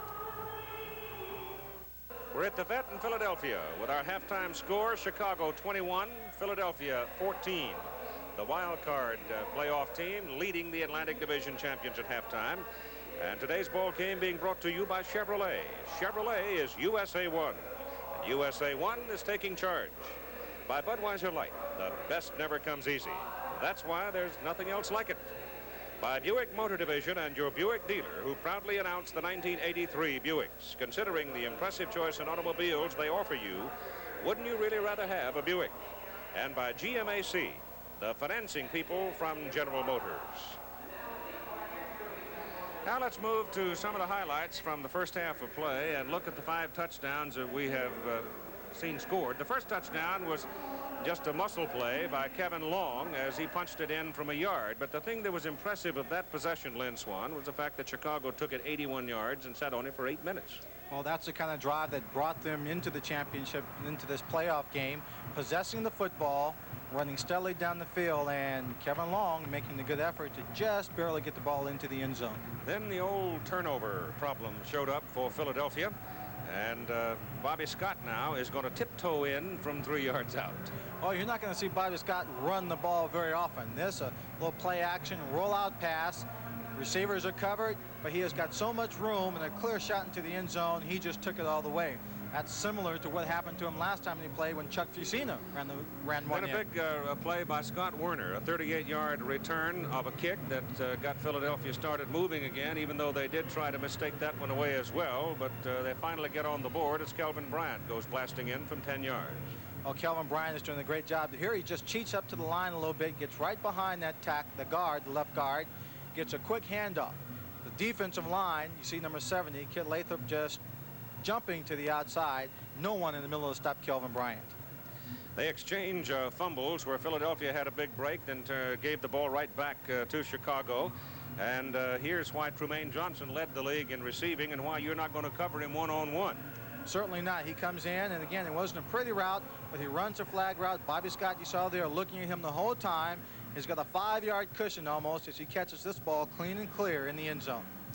And the final touchdown of the first half to make it a 21-14 ball game. Philadelphia, with their quarterback Chuck Fusina lined up in a shotgun, hands the ball off to Alan Harbin, who throws him a knuckleball, and then Chuck falls down at the goal line. A penalty on John Lee. The touchdown stood. Believe me, this is a play that caught everyone off guard. No one expected, except for this Philadelphia team, for them to come out and have a play like this in their playbook and actually execute it. Fusina falling down, and watch his gutsy run. Here's a guy who's thrown 3 interceptions, mishandled a snap from center and caused another fumble, yet he's still showing he's got the intensity, the positive attitude to hang in there and get into the end zone. What do you think about the second half? Well, I think in the second half, it's definitely going to have to be Philadelphia controlling the ball, staying away from mistakes if they're going to stay in this ball game. And their defense is going to have to continue to play good football. Their defense has played well, with the exception of the one drive that Chicago had to march and lengthen the field, have played exceptionally well. They're going to have to continue to do that. Probably figure that Scott Werner, the strong safety, is going to have to get more involved in the blitzing and come up and be quicker in support, huh? He'll get more involved, but I think you're also going to see that Chicago, they'll come out. They've been running the ball in the first half. They haven't thrown the ball a great deal. They're going to open up the offensive attack a little bit more because Tremaine can do so much more. And we haven't seen Lenny Willis on the 3 wide receiver formation, and he is a very dangerous receiver in passing situations. Right. Sure is. Okay, we'll be ready for our third quarter after we take this time out for a commercial message and a word from our local station.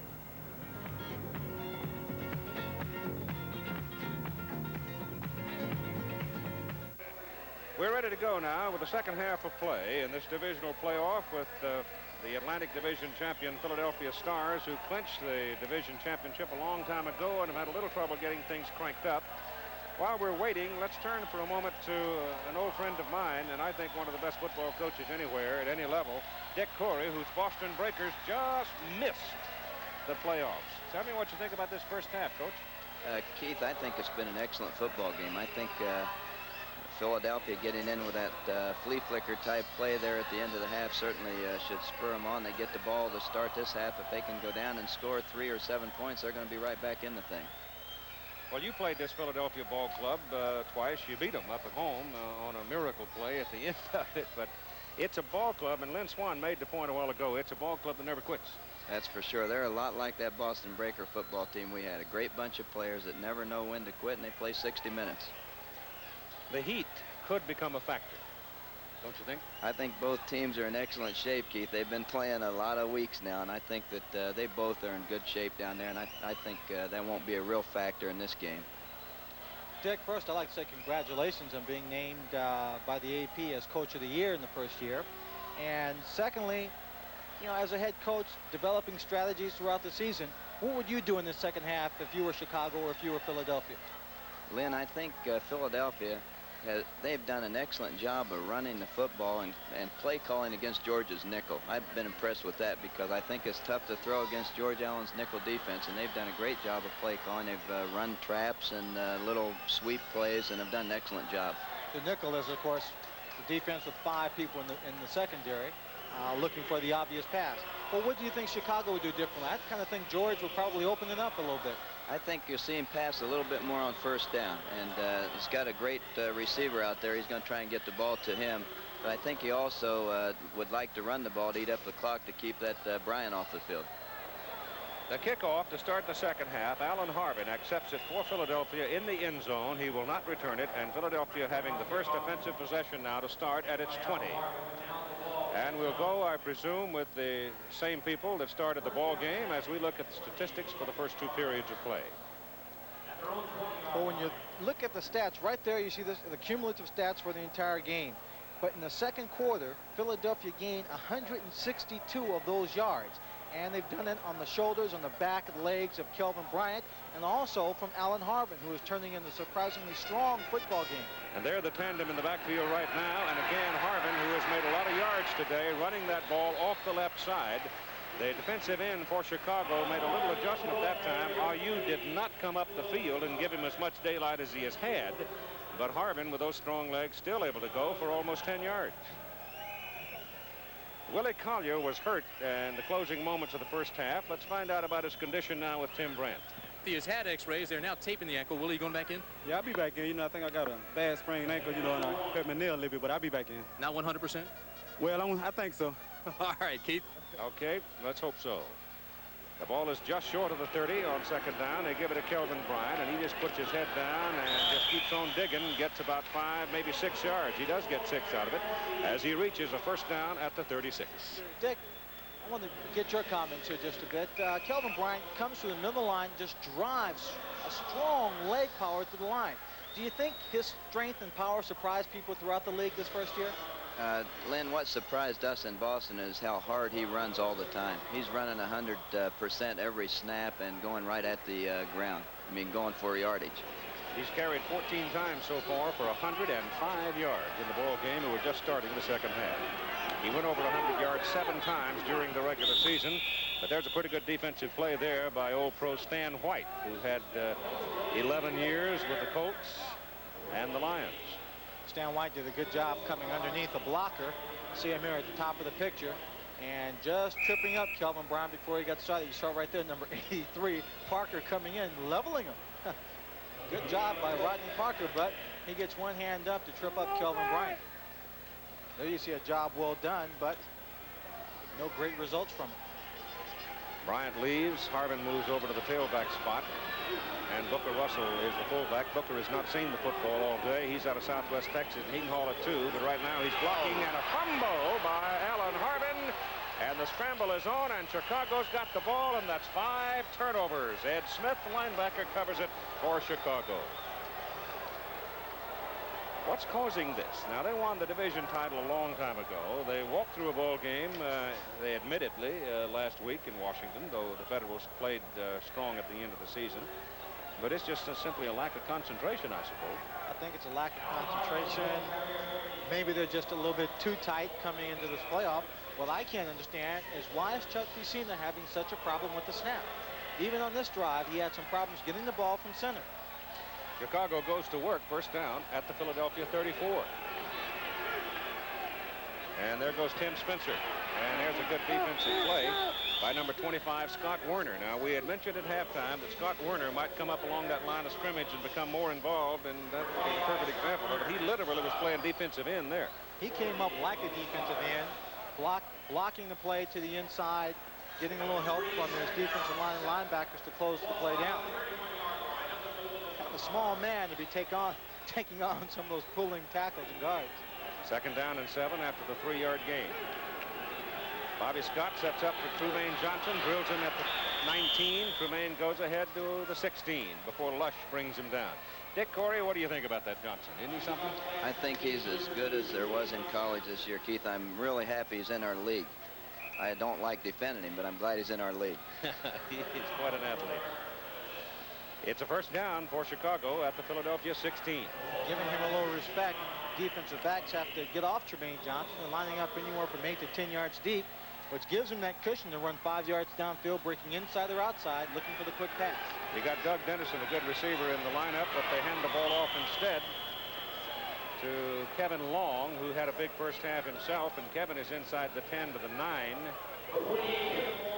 They're getting a lot of yardage, Chicago is today, on that first down play on the ground. Quite a bit. Good blocking up front. Good straight ahead running by their backs, and it's been a difference in the ballgame. All of their points have been scored after turnovers. After Philadelphia turnovers, Chicago gets on the scoreboard. From the 9, second down and 3. It's Kevin Long, and this time Sam Mills comes outside and fetches him. Sam, who went up to Toronto for a year, 5'10", 225, and slugging Sam got his man that time.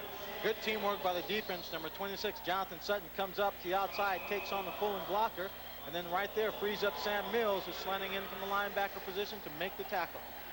And the ball backs up to the 12 on the 3-yard loss. Philadelphia's defense has been very, very tough on all the short yardage and goal line stands that they've had to face. Even though Kevin Long scored on the 1, he just barely scored. Werner comes sneaking up to the tight end side. Scott drops straight back now, and he's looking to the tight end, Ricker, and Ricker has it. Sam Mills covers him, and he's down near the 6, and he is very close to a first down. Scott Werner had come up on the defensive corner and then dropped off for the pass coverage, and that left Ricker loose. Left him loose, and if they stop Ricker short of the first down, it'll be due to the play of number 53, John Brooks. And while Sam Mills held him around the ankles, John Brooks came up, wrapped his upper body up, and just held him from leaning too far forward. He's short. And his body length alone would have got him the first down. But Brooks does a great job, and now it's a fourth down situation for George Allen's Chicago Blitz. He's sending in Cousin and Cozen and Reitman, so he's going. On fourth down at about 1.5 feet, he's going. Ricker now has caught 5 balls today for 60 yards. Well, that tells you real quick, I think the Philadelphia secondary is immensely concerned with Wayman Buggs and Trumaine Johnson, and that leaves the tight end in man coverage. Loose. He's taking advantage of it. 4th and a half a yard. Scott gives it. Long dives. And it just depends on the mark. Werner comes out of there with the ball, but it was whistled dead at the top of the stack. I think they're going to mark it just far enough for the first down, Keith.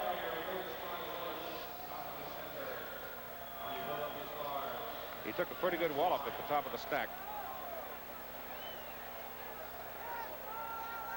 I think we'll see the chains out again on this one. It's that close.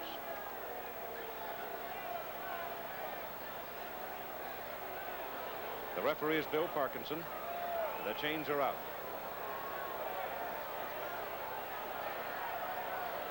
It's first down by the the ball. Those kind of plays make your stomach a little tight on the sideline, Coach Corey.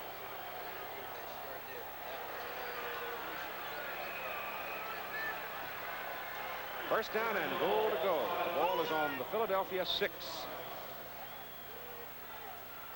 5 turnovers by Philadelphia so far. 62, 370, 370. Kevin Long running left. No, it's Tim Spencer running left, and he's to about the 2.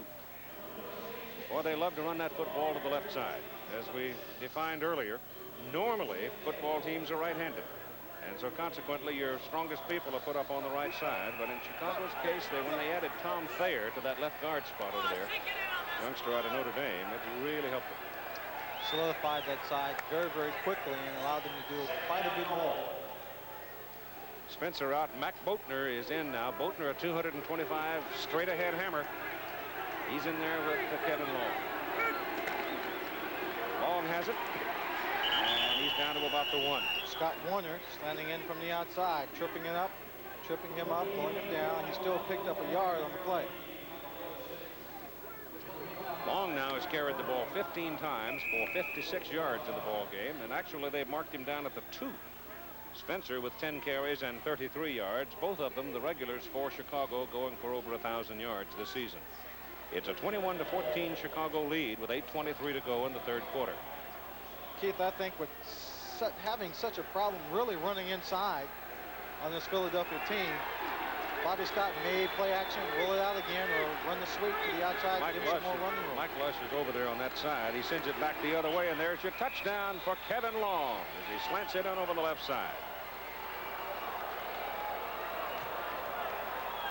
So Kevin Long sticks it in the end zone from 2 yards.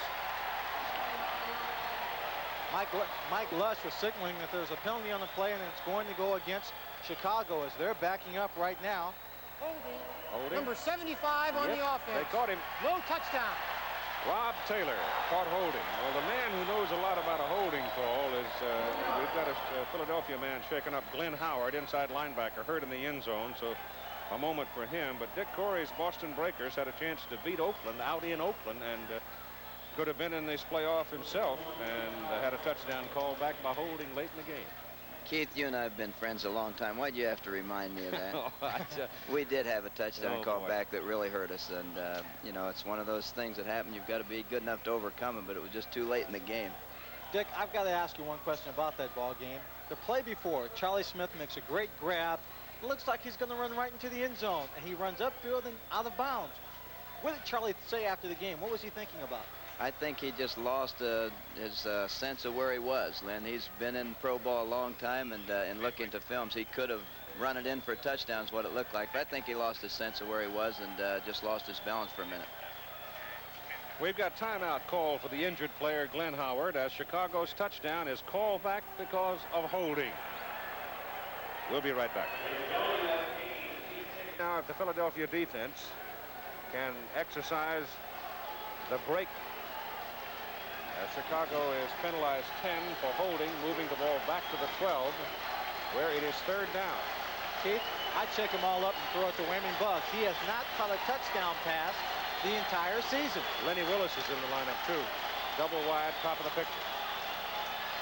That's Willis in motion. So they're going to have Buggs and Willis on the same side. They go down the middle. Boatner, touchdown. Out of the backfield, Mac Boatner.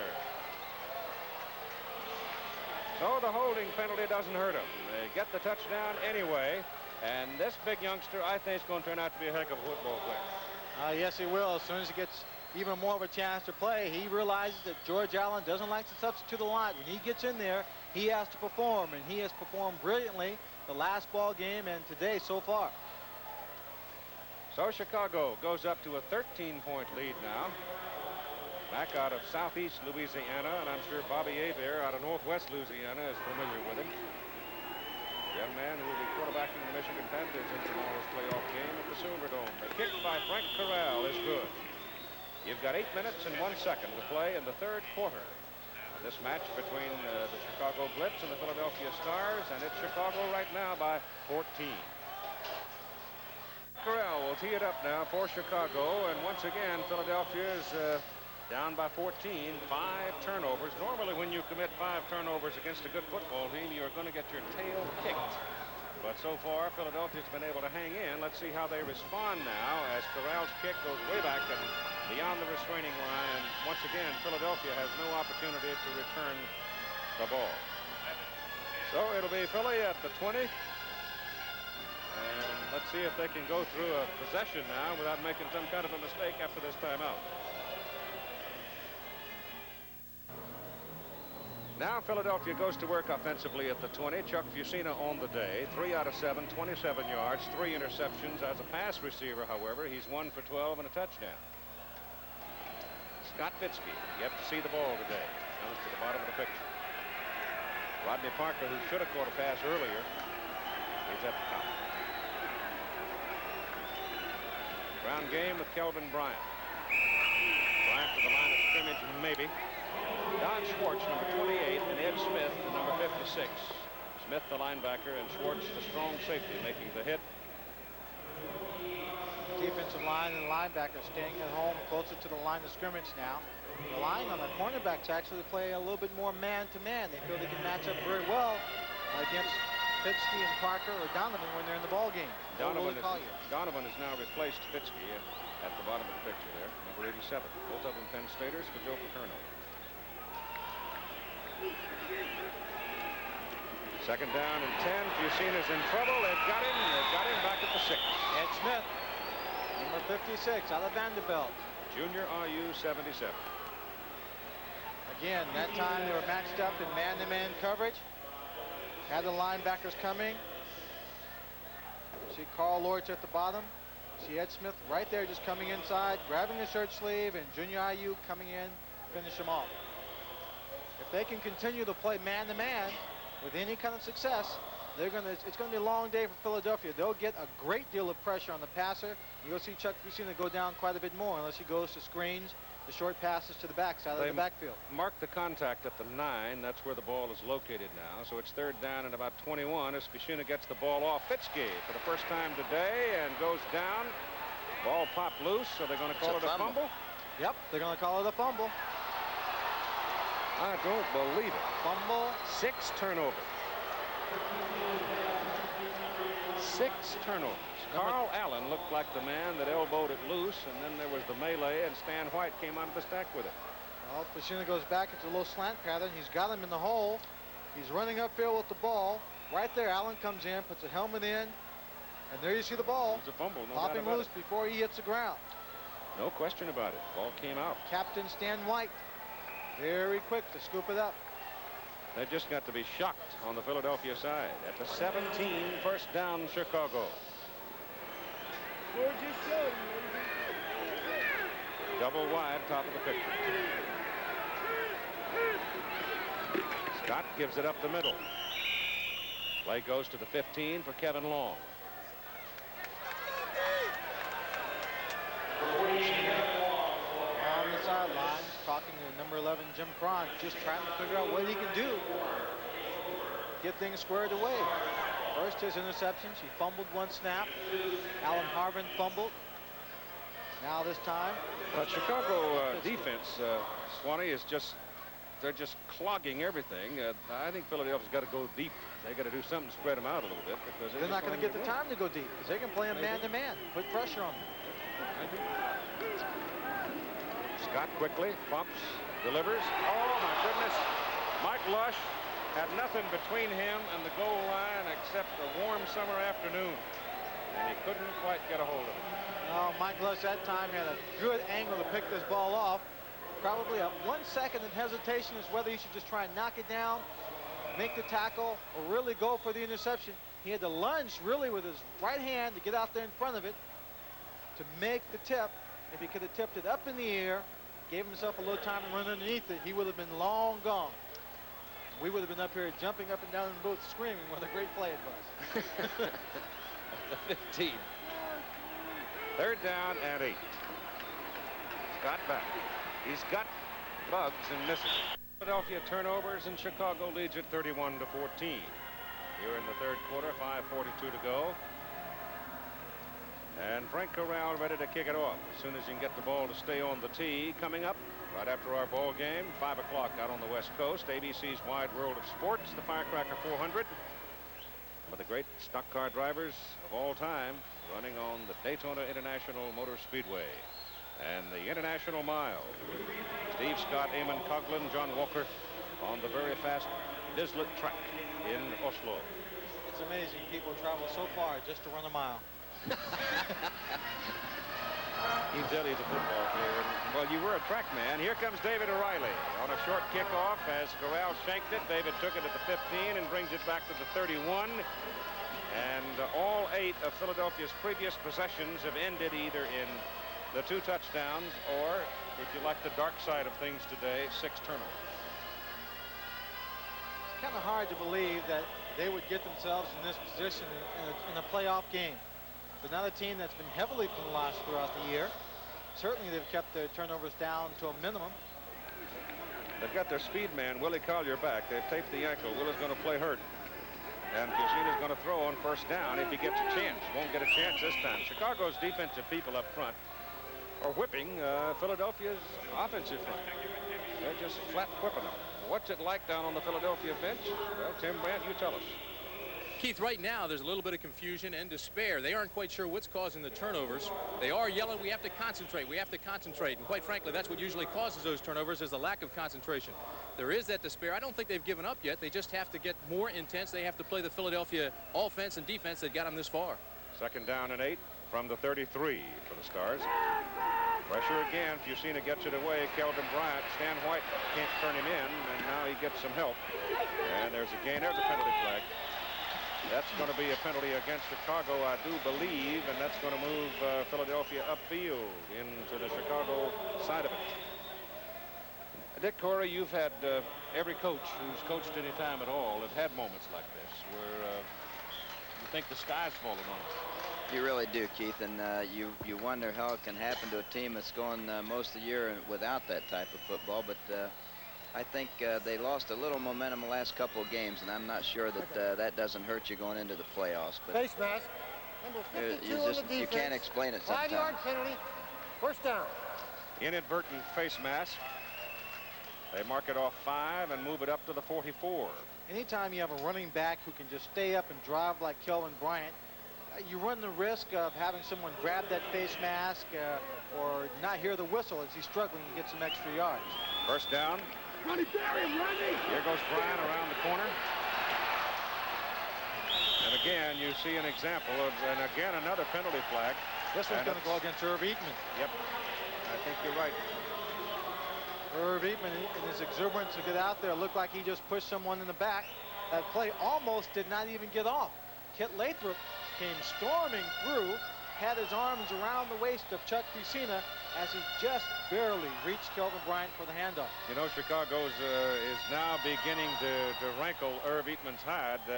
Wasn't any question but what they're going to do a lot of working on it. The Carl Arch, who, as you said earlier, had head slapped him the whole game the first time they played. And I think they've got Eatman all hackled up now. You see him right there. Kit Lathrop just missing the sack. Irv Eatman, 75, right in the middle of your picture, right behind Kelvin Bryant. And Kelvin will turn it upfield. A couple of good moves. He's being held up here. And then Irv Eatman right here. He continues to roll up, and it's number 56, Ed Smith. He hits in the back. Personal foul. Number 75 on the offense. First down. So number 75 is called for the pushing in the back of number 56, Ed Smith. They've got him stirred up now. He's got to be able to control that. First down and 20. Ball just short of the 35. He's changing his play. Going to throw it on 1st and 20. Gets it off. Fitzky's out there. Pass is just too long. Well, they came up to the line of scrimmage. You expected to see either a 3 deep or possibly man-to-man coverage. You looked up, saw the 2 safeties deep and in the center, read that 2 deep zone, and realized there's 1 of 2 places you go against that zone. You go down the middle, or you get a receiver to go to the outside, kind of a zone flag route in between the short corner and the deep safety. This time it's Scott Fitzke. He has open there, and it's just a little bit too long. Good effort by Fitzke. Second down, 20, 35, Philadelphia. Chicago leading 31-14. That's Alan Harbin carrying the ball. Gets it out to about the 43. So he'll be 11 yards short of the first down as he looks at third down, and that means Chicago will send in the nickel defense, I'm sure. Bonhorst is normally the man that comes out, but Jimmy's still out there. That play looked a little strange to you the last time around. It was just that Philadelphia got the play off before the Chicago Blitz defense had a chance to get set. They pull Kit Lathrop, big lineman, out to get the nickel defense in. They go to a 3-down lineman circumstance and put Ed Smith, the linebacker, as the fourth man in an upright position. 3rd and 11. You've seen his pass to Kelvin Bryant is short of the first down. There's a penalty flag, and the penalty flag is thrown back at about the 35-yard line. So let's see about that. I believe it might have been the referee that dropped his flag. Holding, it's against Philadelphia.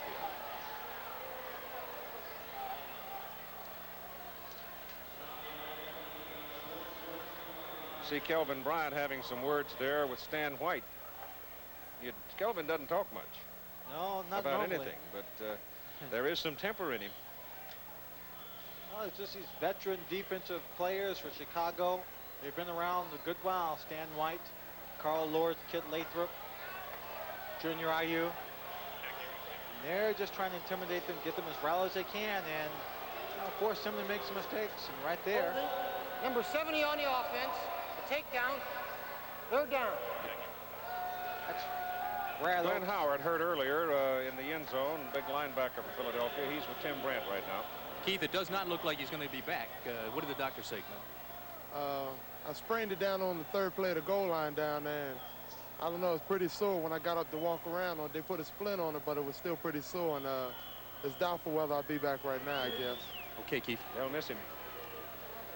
3rd down, 25. You've seen his pass. He's got a man wide open. The pass is complete. The pass is good to Willie Collier for a first down. So Collier, playing with a sprained taped ankle, shakes himself loose and comes up with a big play. Look at the protection Chuck Fusina gets here. Pocket does a great job. He steps out of it. Willie Collier just traveling the width of the field on the crossing route. See him right there. Fitzke running the route on the sideline. Willie Collier across the field. Gets open, knows he has the first down when he makes a catch, falls down, and his team now has the first down. 3 minutes to go in the 3rd quarter. 31-14. Philadelphia desperately needing some points. Give it to Alan Harbin. Harbin missed in the backfield, turns upfield, and gets about 3 yards to the Chicago 40.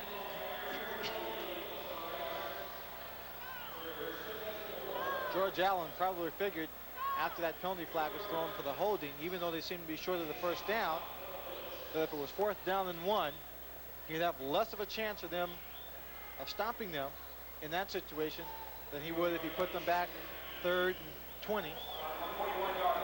There's the Philadelphia offense coming up with the big play. Fitzke and Donovan now, double wide to the bottom of the picture. And timeout. Fitzke came in late. If you've seen it, looked around, how many people has got out there? 1, 2, 3, 4, 5, 6, 7, 8, 9, 10, 11, 12. So they spend a timeout with 2:16 to go in the 3rd quarter. You hate to spend a timeout at this point when you're down by 17. 2nd down coming up now for Philadelphia. 8 yards to go. They have marked the ball at the 41. And again, they go double wide. This time it's Collier at the bottom of the picture, along with Scott Fitzke. Parker's up at the top. You've seen it back. Gets a pass off. Short pass. Harbin shakes a man. Makes the gain to the 25. Goes to the 24.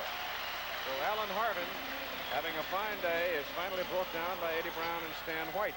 That's the kind of play they've got to have. It nullifies that pass rush because he gets it off very quickly. You've seen just a little sidearm passer as he steps away from some pressure. Finds Alan Harbin just sitting to his left. And Alan Harbin turns on the Jets and picks up some big yardage. Ball is just short of the 14. It is a first down for Philadelphia. Short of the 24, I should say. RU now steps inside. Herman. Piscina's pass is away. Now there is some concentration as Scott Fitzke turned inside, and he had outstanding coverage from Carl Allen, but Piscina had enough zip on the ball to get it to him. And Carl Allen is lipping on the play. Just a little slant route. He breaks in the inside. Excellent concentration in traffic. He's hit just as he catches this ball. That's the kind of play they need from their wide receivers. And they're down by 17 points, and they're in scoring territory. That's the kind of play Nolan Fans made a lot of times this year for the Boston Breakers. He sure did, Keith. He had a fantastic year for us. Kelvin Bryant and Alan Harbin line up now on first down.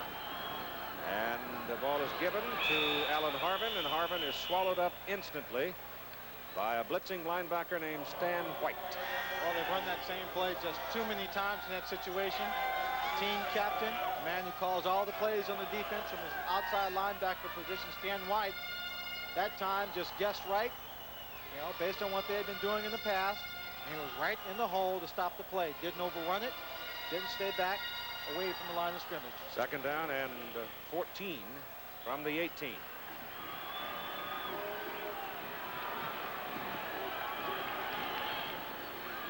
Same play. And again, nothing. Loss of 2 more yards. That time, George Allen's defense was in the blitz. Number 64, John Lee. It's the man who made the tackle.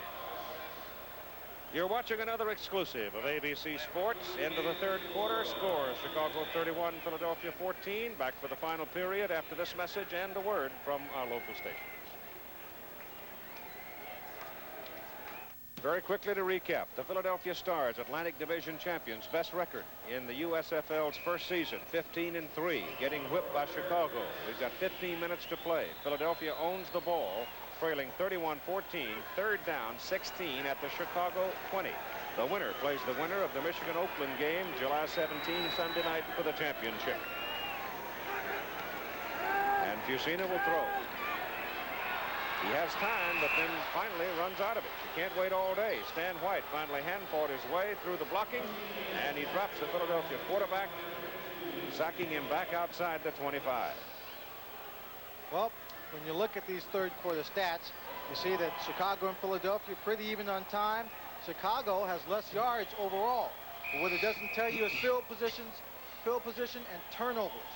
Chicago has had the ball, the plus 34, the plus 17, the minus 16, the 41. They've had excellent field position throughout this game because Philadelphia just handed them the football.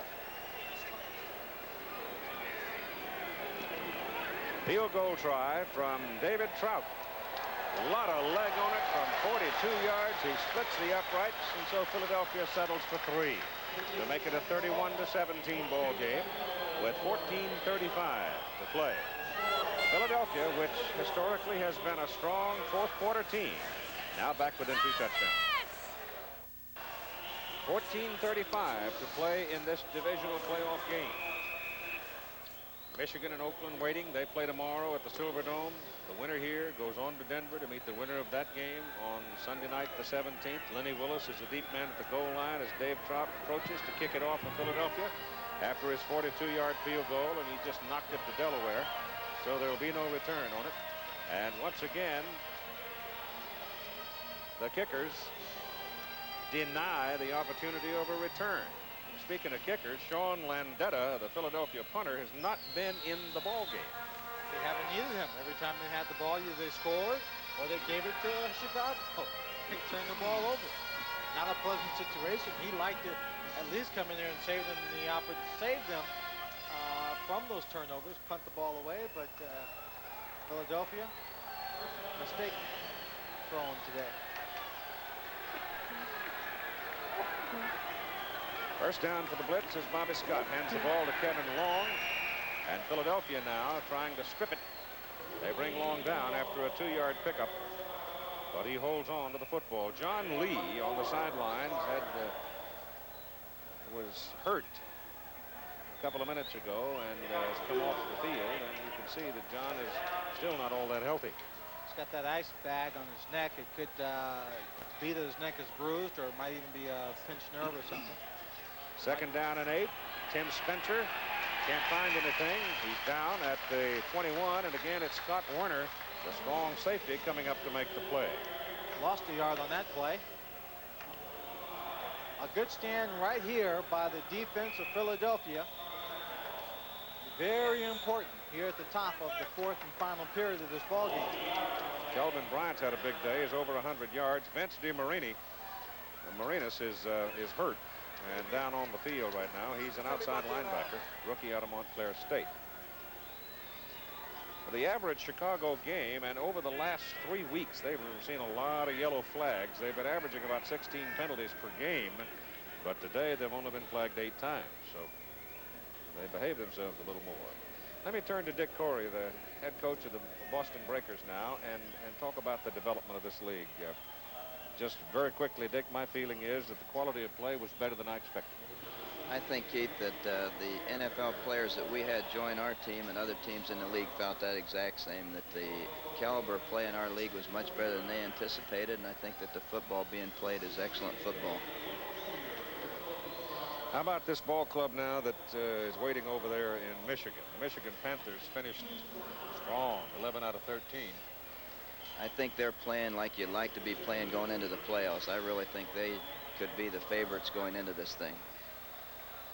Yeah, they're a big muscle team. They beat you up. They're very well coached, and they have excellent personnel, and they've done a great job. I think they're an excellent team. Philadelphia's defense now trying to swell up here and stop Chicago and get the ball back, trailing 31-17 in the fourth quarter. 3rd down and 9 for the Blitz. Hand off to Boatner, and Boatner is brought down short of the first down. Number 76, Willie Roseboro, who used to play fullback at the University of Washington, makes the tackle. Willie Roseboro went in there looking for somebody to tackle, missed the ball carrier, ran right by him, put on the brakes, turned around and said, whoops, I forgot something. Reached back and grabbed him by the waist and stopped him from getting the first down. Corral's 3rd punt, 45-49. This one's going to bounce. Werner couldn't get to it. Now Scott fields it and prevents it from going further downfield, and there is a penalty flag thrown back up here inside the 30. Number 80, Marcus Anderson, is there yelling at the officials, pointing his fingers. I have no idea what this penalty is. Ed Smith was involved in it, and if it's against Philadelphia, it'll give Chicago a first down. Personal foul on the receiving team, post-possession foul. So it must have been a dead ball? Oh, no, it was after the ball had been punted. Philadelphia had possession of the ball when the receiving team was penalized, or 44-yard punt, and then add on the penalty. In other words, if Philadelphia had not had possession of the ball and the penalty was called against them, it would be marked off and could very well be a first down for Chicago. So they tack it on to the 44-yard punt. It goes all the way back to the Philadelphia 15. 13 minutes to play in the ball game.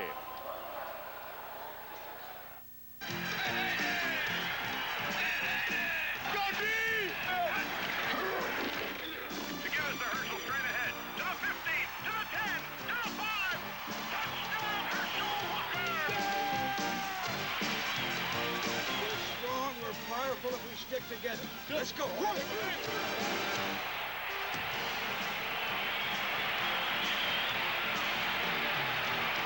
This message was furnished by the United States Football League. You had errors of omission as well as errors of commission today by the Philadelphia Stars. 6 penalties for 65 yards plus the 6 turnovers. And that's why they're getting whipped, 31-17. From the 15, they go to work now.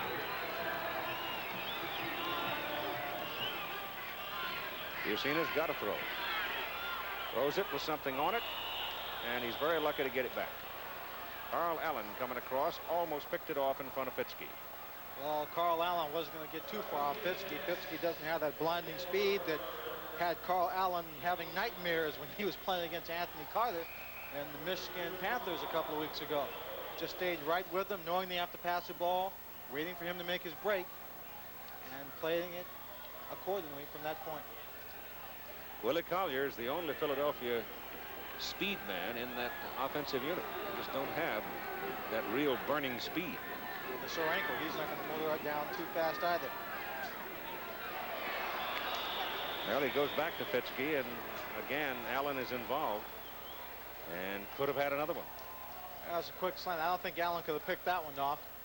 Scott Fitzke got his body between the defensive back and the ball, but Carl Allen came up and was able to knock it away from him. Coming down, looking inside. It's Donovan. Excuse me, yes, Donovan. And right there. Well, it's a good it's a good thing Donovan didn't hang on to it. He might have got up and run for a touchdown. 3rd down, 10. This could be one of those plays they'll talk about right here. Pass is away. The pass is intercepted. Allen finally gets it. He had 2 misses, near misses, and finally he comes up with it. And he runs it back to the Philadelphia 9-yard line. And Ted Dietrich, the majority owner of the Chicago franchise, now dares to celebrate a little bit on the sideline. Well, Keith, you're right. It'll be a play people will talk about. They might talk about it as the straw that broke the camel's back. Carl Allen, a man who was just whipped solidly by Anthony Carter and Derek Holloway in Michigan, vindicating himself in this ball game, playing excellent defense. He is in better position than Fitzke to make this catch. He just steps up in front, picks it off. A very poor pass. And now his team has possession of the ball, Chicago Blitz, inside the 10-yard line. 1st and goal from the 9. Spencer and Long are the setbacks, and Kevin Long's got it. Look at this. Just stepped away from the tackle and runs it down to the 2. Philadelphia is a whip football team right now. Well, the offense is whipped. The defense is just darn mad. They're darn mad because they've had to play most of this ball game. They haven't had good field position for the defense. They've been under the gun pressure all day long, forcing that defense to play well under the short yardage and goal line stands and offensive attacks of the Chicago Blitz. Here again, instead of having Sean Lundell come out into the field and punt them out of trouble, they have to face a very strong, confident Chicago offense on their own 1-yard line. 2nd down and goal.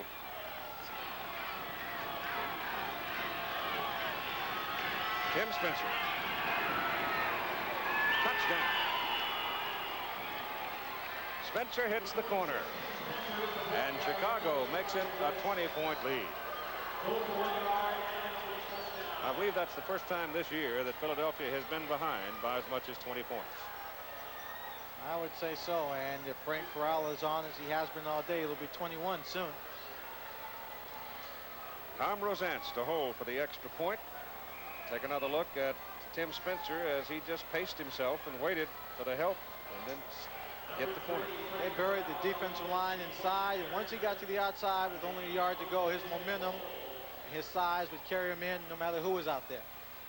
Rosance will hold. Corral the kick.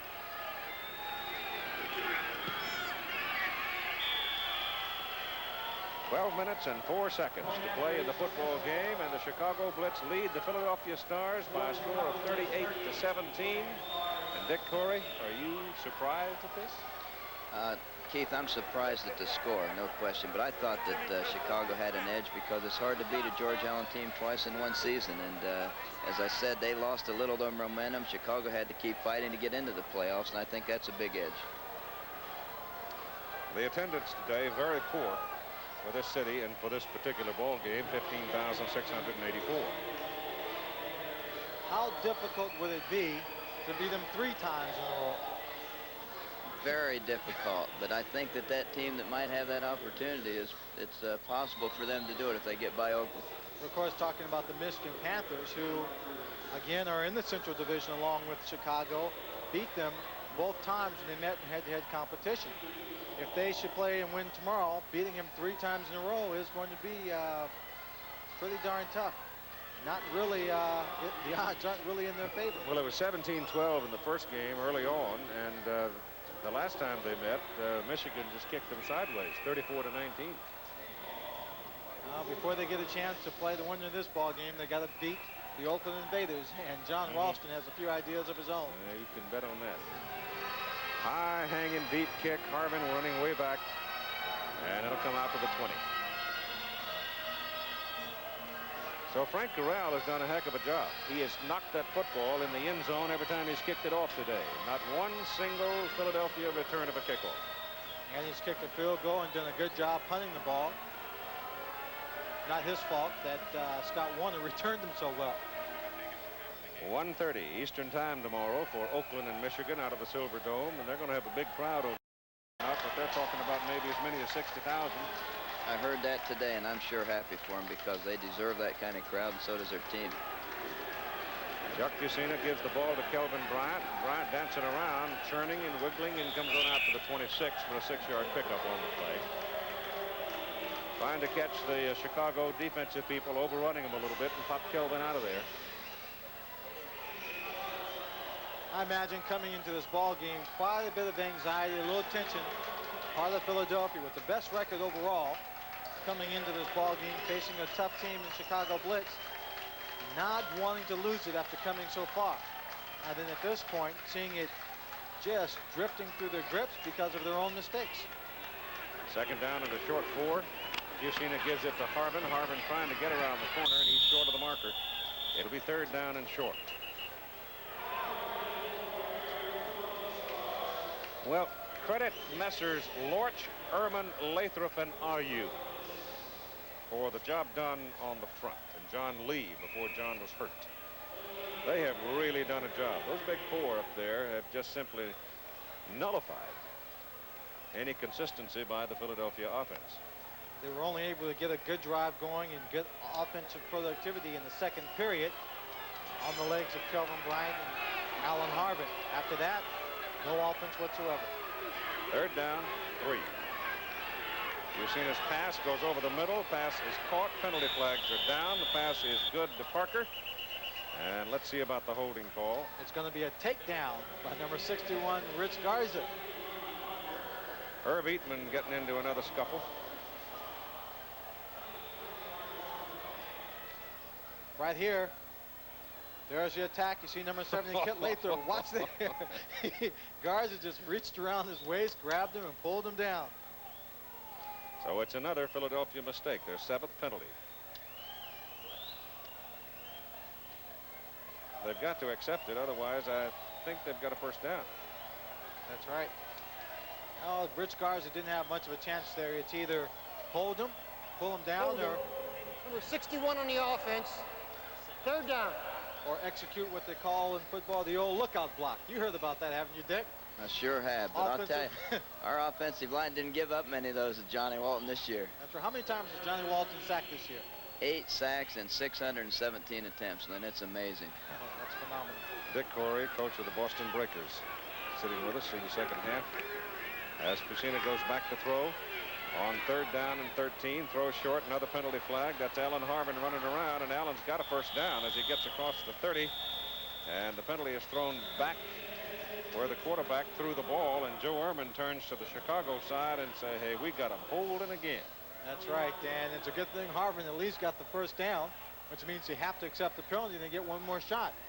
But now they're getting way back in their own territory to drop back and pass. Personal foul, head slap on the defense, number 63. The 15-yard penalty and a first down. Oh. How do you do? How do you do? They finally called one of the old head slaps. Well, Ehrman was indicating holding. Felt he had been held back around where Chuck Fusina threw the ball, but the flag, even though the flag was thrown way back there, they've called a head slap up at the line of scrimmage. A little life for the Philadelphia Stars. Late in the ball game, 10-19 in the fourth period. Chicago's defensive line. Carl Lortz admittedly said he was head slapping Irv Eatman, and one of them finally got caught for it. So the ball is out past the 45, where Philadelphia keeps it first down. Chicago's offside. Junior RU jump. Fusina puts it up. Down the sidelines. It is caught! What a great catch that was by Scott Fitzke. Excellent catch by Scott Fitzke. I know RU was offside on the play. But the way the officials are milling around the ball, they may call that he was drawn offside by the offside line. Number 77 on the defense. Nope. Penalties refused. First down. What a catch by Scott Fitzke. Chuck Fusina realizes he's got a holding offside penalty, just lets it go. Fusina, his arm's not that strong, but he was able to get it out to Scott Fitzke, who just stopped. The ball was thrown a little bit short, and he just held himself up long enough. I'll guarantee you that's as far as Charlie can throw it. That's as far as Chuck is going to throw it today. Good concentration, goes up for the ball, pulls it in his hands all the way. The ball wasn't bobbling around, and a 38-yard catch. And it's first down at the 17 and nothing there as Kit Lathrop and Carl Lorch come in to get Alan Harvin. Lathrop 70 and Lorch 71. Dick, I would think that Chuck Fusina at this stage of the game, especially down here inside the 20, might be better off with a little rollout passing. Get away from the pass rush, give him more time. I think he's done a lot of that boot or little rollout that he's pretty good at with the tight end cross or that type of a pattern. Jim Moore calling all the plays from the sideline. Second down and 10. Passes away over the middle for Fitzke. Touchdown. Hail Mary, full of grace. Chuck Fusina threw that ball just before he got knocked right on his back. 18 yards. Let's give credit to Scott Fitzke going up in the air to make that catch. He went right up in the air in front of the defensive back to steal the ball. You see Lathrop coming in. The ball just thrown high in the air. Carl Allen trying to strip the ball after the catch is made. Doesn't have a chance this time as the sure-handed receiver in this group. Fitzke hangs on to it for the score. The extra point is good. And so Philadelphia has fought back one more time on heroics by Fitzke to trail by only 14.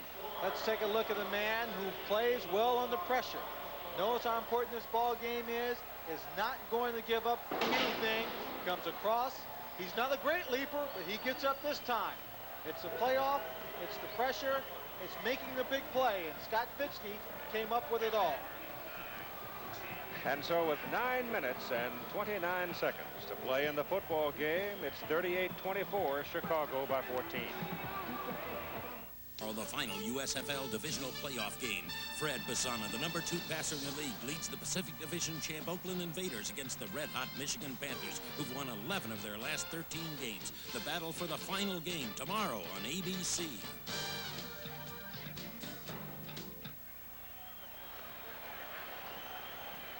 Trout will kick off. There's Scudder. Scott Fitzke, one half of the Penn State connection, and Chuck Fusina, while he's falling in his back, was saying, "I need you now, partner." And he came through for him. 38-24 ball game. Trout kicks it. Willis comes up to the 7. And Lenny's out to close to the 30 before they get him. Now it's up to the Philadelphia defense. The average starting field position in this ball game, to give you some idea of what mistakes can mean, turnovers can mean, Chicago has averaged its possessions at the Philadelphia 48-yard line. You got that kind of field position all day, you ought to win. You only have to go, 48 yards for the score? Mac Boatner, fresh backs in the lineup now. Doug Dennison, 21, and Mac Boatner, number 43. And they moved it from the 30 out to the 33, second down and 7. We've seen Philadelphia score very, very quickly on this drive. A couple of big plays by Scott Fitzke. Even if they don't get the turnover, if they can hold him to 3 downs and a punt, they've done well. Scott taking his time. Clock go as long as possible. Boatner again. Boatner out to about the 36. So here comes your big play for the Philadelphia defense now. 3rd down and 4. Bobby Scott will try and use up all the time he can. Use up that 30-second clock. Let it run down to about 5 seconds before he calls a play off at the line of scrimmage.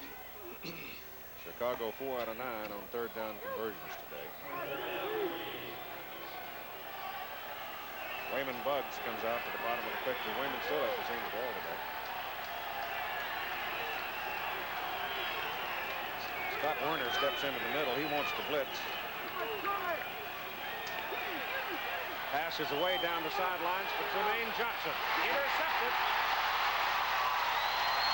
Jonathan Sutton. Jonathan Sutton had perfect position on the play. They've been doing their homework. It's a play that the Chicago Blitz have used frequently throughout the season. In this situation, Jonathan Sutton had him covered short. There was help over the top. He tries to go to the outside. Bobby Scott trying to throw the quick takeoff to him. Sutton in the best position goes right up inside. You see Tremaine Johnson trying to get a hand inside to strip it, and he can't do it. Philadelphia's ball, first down, their own 32. Bucina gets it off just barely. Pass caught, short gain. Kelvin Bryant. Nope, not Kelvin Bryant. Rodney Parker. Rodney Parker took a lot of time for that short play, looking deeper downfield for one of his wide receivers.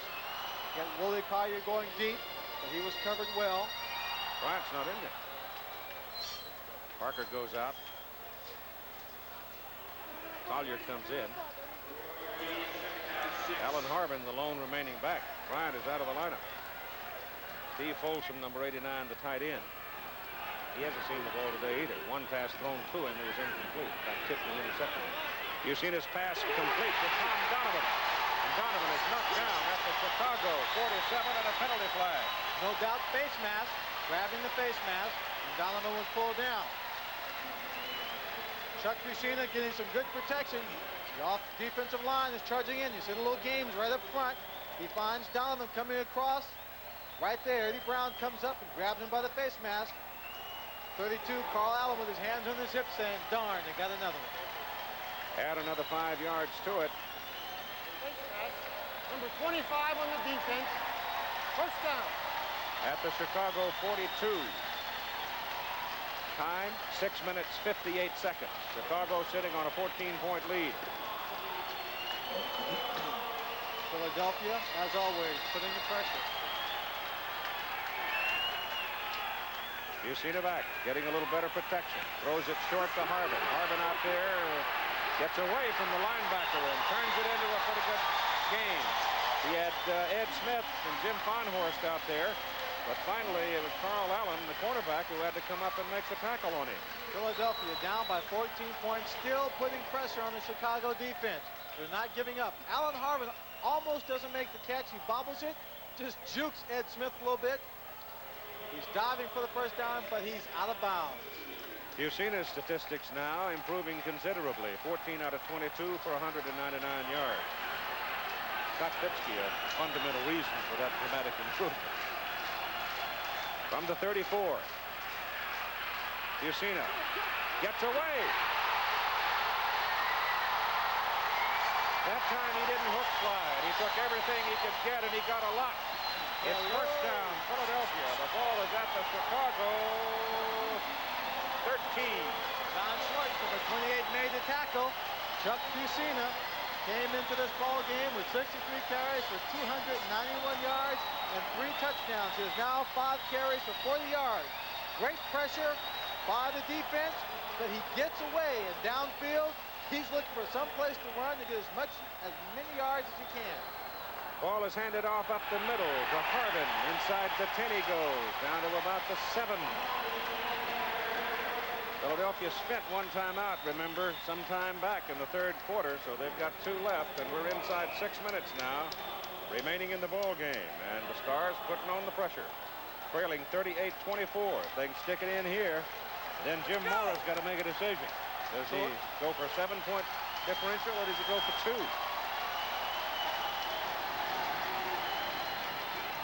That's Harvin again, inside the 5, down to about the 3, close to a first down. Alan Harvin, playing with a great deal of enthusiasm throughout the ball game, continues to do so. He carries the ball, makes good yards, then pops out of that pile saying, hey, we've got him, let's keep it going. Here again, he drives right through. He gets the first down, struggles for it. You see the yard mark on the other side. 5 defensive players to push little Albert out. Little Albert. I can't even say his name anymore. 16 for 62 now, Harvin. The ball is marked first and goal. It is at the 2 of Chicago. Booker Russell is in at fullback. And Chuck Fusina rolls it out, throws it, touchdown, Rodenberger. Jeff Rodenberger, number 34. The Philadelphia Stars, who were losing to Chicago May 15, 24-10, scored 21 fourth-quarter points to beat them 31-24. Just a few minutes ago, they were behind 38-21. Chuck Fusina had them all fooled there. I would have sworn he would have just run the ball up the middle, but a little play-action pass, and he hits number 34, Jeff Rodenberger, for the score. And that's a happy man right now. His first touchdown reception of the year as Dave Trout comes in now, trying to make it a 7-point differential. It is good. With 4 minutes and 59 seconds to play in the football game, we've got a game. Chicago 38, Philadelphia 31. Well, they're now making a 7-point ball game, and this is as close they've been since the first quarter. The question now remains, after this touchdown, if they can come back after holding Chicago score again, will they go for 1 or will they go for 2? The win or the tie? Jim Mora is a man with courage. I think he'll go for the win. We'll be back. Stand by for a Garrison finish, I suspect here. Lenny Willis goes back for Chicago. Dave Trot will kick off for Philadelphia. When it looked like the Stars were whipped ball club, Scott Fitzke makes 2 great plays and puts them right back in the ball game. And they've just catched another one off the interception by Sutton. And Harvin is becoming the star of the ball game. Trot will kick. And Dave, it's a low liner that Willis watches go through the end zone. And it'll be Chicago first down at the 20. The numbers on Harvin. 16 for 62 on the ground. He has caught 4 passes for 47 yards. He has thrown a 12-yard pass to Chuck Fusina for a touchdown. And that's the last scoring possession by Philadelphia. 38-31 ball game, Chicago leading by 7. Now Chuck Fusina waits for the defense to give him the ball back. That's what he's looking for, another opportunity to get his offense back into the end zone. Beats on the defense of Philly right now. Antonio Gibson's got it covered. Tremaine Johnson try the run. And there isn't anything there. A couple of yards for Kevin Long as Sam Mills and company inside shoved him down. That play so very predictable by the offense of Chicago. Scott Fitzke right now with Tim Brandt. And oh, how that momentum has changed. 2 great catches in that series. You still have time.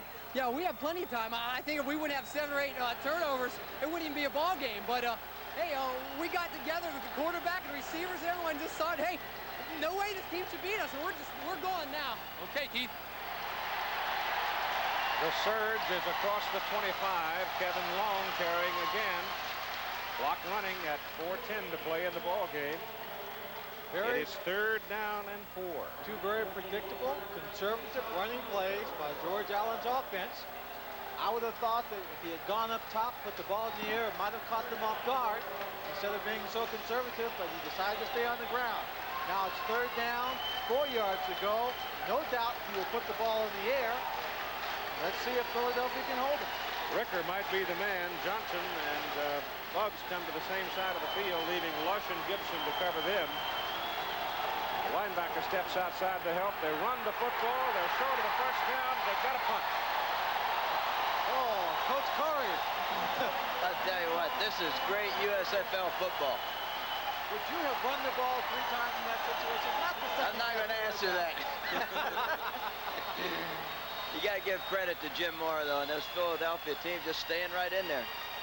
Chicago man hurt on the play. Time call for him.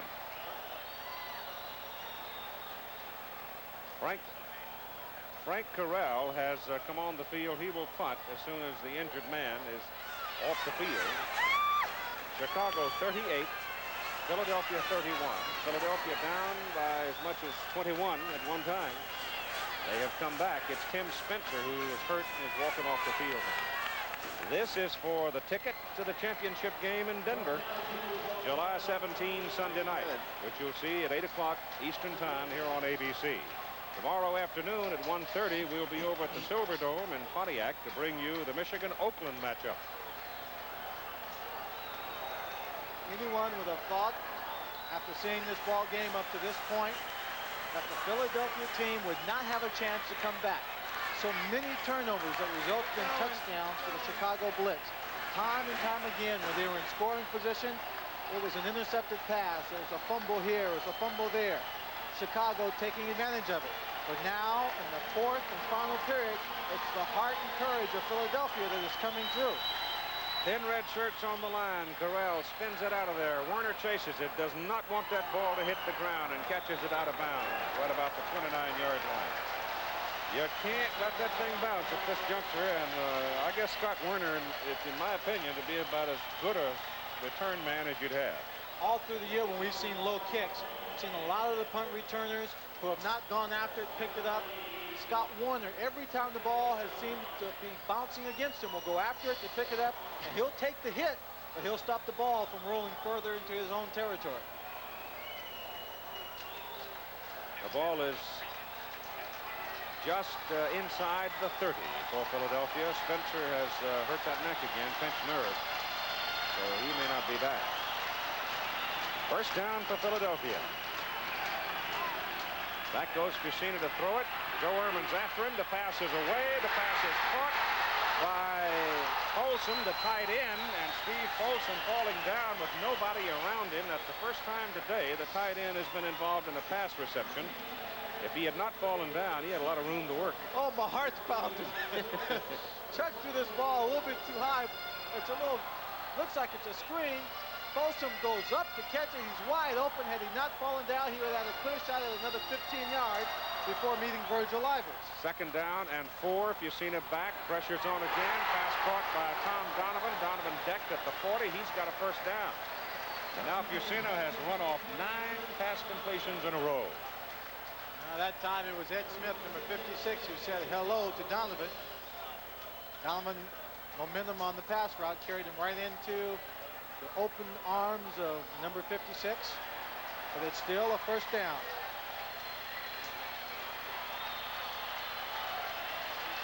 Oh, we're going to have a finish.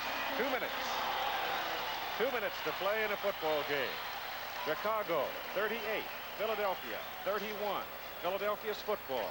First down at their own 40. And now here's where that old thing called poise gets into the action. Well, so far they've displayed quite a bit of it. They haven't hung their heads down low. They haven't gotten down on themselves, like Scott Werner said, or Scott Fitzke said, that had it not been for the 6 turnovers, it might not have been a ball game, and he may very well be right. But it is a ball game, and they're behind in it by 7 points. And I think it's a foregone conclusion, at least in my mind, that if Philadelphia scores, they'll go for 2 points. I don't know about that. If you go for the tie, then it depends on the time on the clock, maybe. If you've got just seconds left, maybe you leave your luck to the flip of the coin and trust your defense if you lose it. Yeah, I don't know. I guess I've got that little bit of do-or-die blood in me. You got an opportunity to win it, you take it. You don't know what's going to happen to the flip of the coin. Lenny Willis could take it back and win it. Chicago should win the flip of the coin for a touchdown. However unlikely, but it's possible.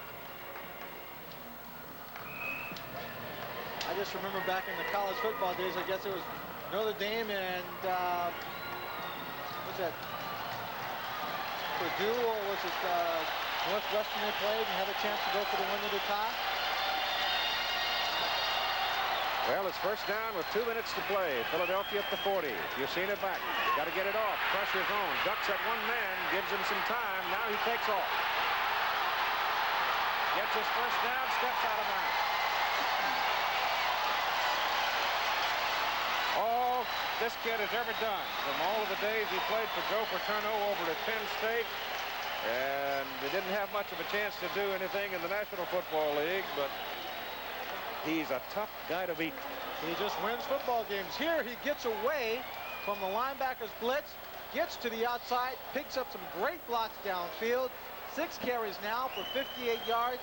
Had he not lost his balance on the sideline, he could have still run for far more yards. A minute and 51 to play. 43-yard line. Alan Harbin, the lone remaining back. Philadelphia down by 7. Deep pass pattern, and it is incomplete. Collier trying to go deep against Virgil Livers, and with a very sore ankle, tightly taped, Collier just not able to run that one down. Collier running the post pattern in man-to-man coverage. The blitz was on. That time, if Chuck Vicina had been able to throw that ball across the field a little bit more, almost like a deep crossing route, Willie Collier might have had a chance just by his position, but overthrown. It wasn't a sack, and it wasn't picked off. Philadelphia's offense now has picked up 388 yards in the last 3 quarters of play. With a minute and 45 to play in the game, they trail by 7. 38-31 Chicago. The referee stops it, Bill Parkinson, for a moment.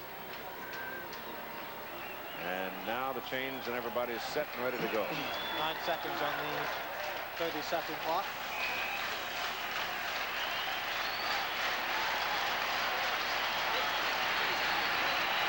Better hurry. Just gets it off in time. Passes away. Passes caught by Scott Fitzke. Fitzke can't get on the sidelines, but he's down. First down at the 24. The clock stops now as the chains are moved in the USFL with 1:38 to play. Watch the move here by Scott Fitzke. Clutch receiver in this ball game. He comes inside behind the coverage of number 25. Makes a catch. He spins on number 32, Carl Allen, and now it's a race. Stops to make a move, and Eddie Brown's there to drop him on the turf. Vicina back again. Fitzke, 5 catches, 97 yards. That pass is incomplete. A little too low for Alan Harbin to hold on.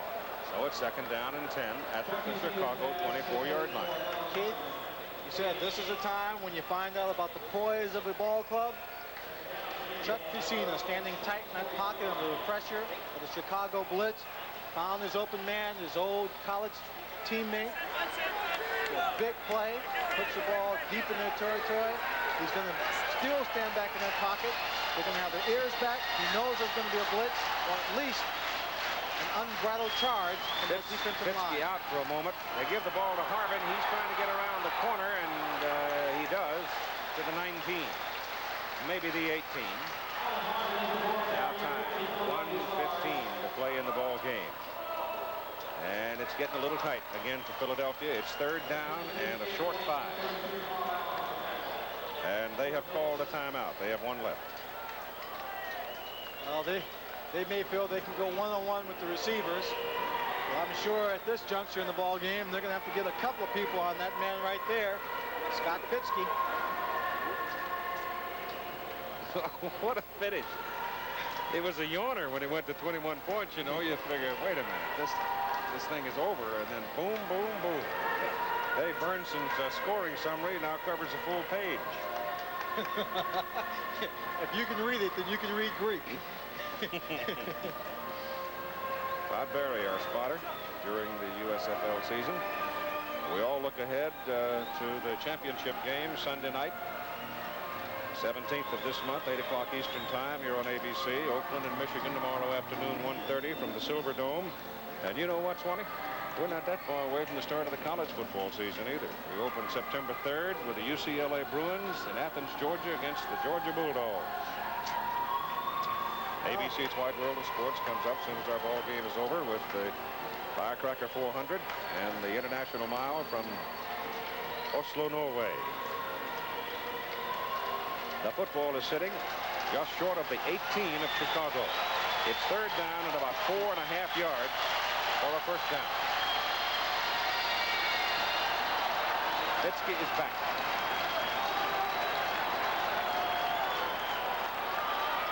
Fitzke's got it. 1st down at the Chicago 11. Stops the clock. 1:08 to play. Did you think he would throw to anyone else?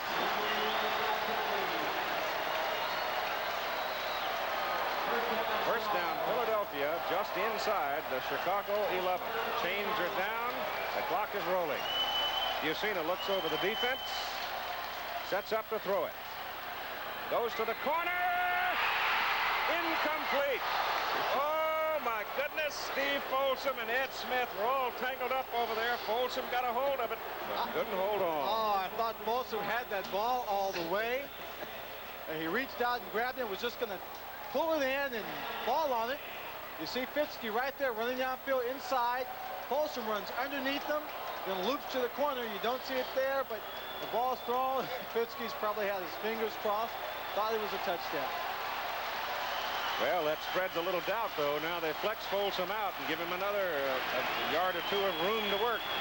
Fitzke and Folsom over there together. If you see this pass goes over the middle to Donovan. Donovan! Touchdown! And there's his flip. Tommy Donovan. Can you believe it? With 50 seconds to play in the ball game. Now comes the most important play. You don't think those other plays are important? Those other plays were crucial, but right now, there's 50 seconds on the clock. Tommy Donovan, a great catch. Good moves to keep his balance and stay up to get in the end zone. Trout is in the game. I told you he'd go for the tie. Trout is in the ball game. They're going for the tie. Let's take a look at the pass again. A quick route by Donovan. He steps over people. Watch this. Oh, you missed this little flip again there, but Tommy Donovan, a happy The hold man. is good. The kick is good. It's all even. Yeah. It's a tie ball game. I don't believe it. I truly do not believe it. Philadelphia.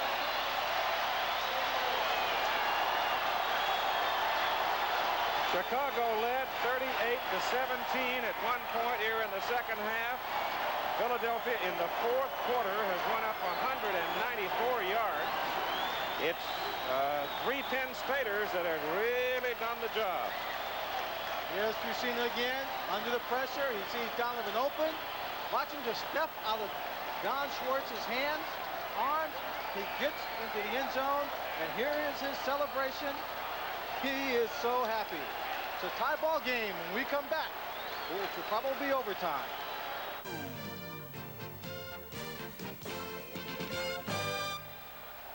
The Atlantic Division champions Philadelphia has scored 24 points in the fourth quarter to get all even at 38 with the Chicago Blitz.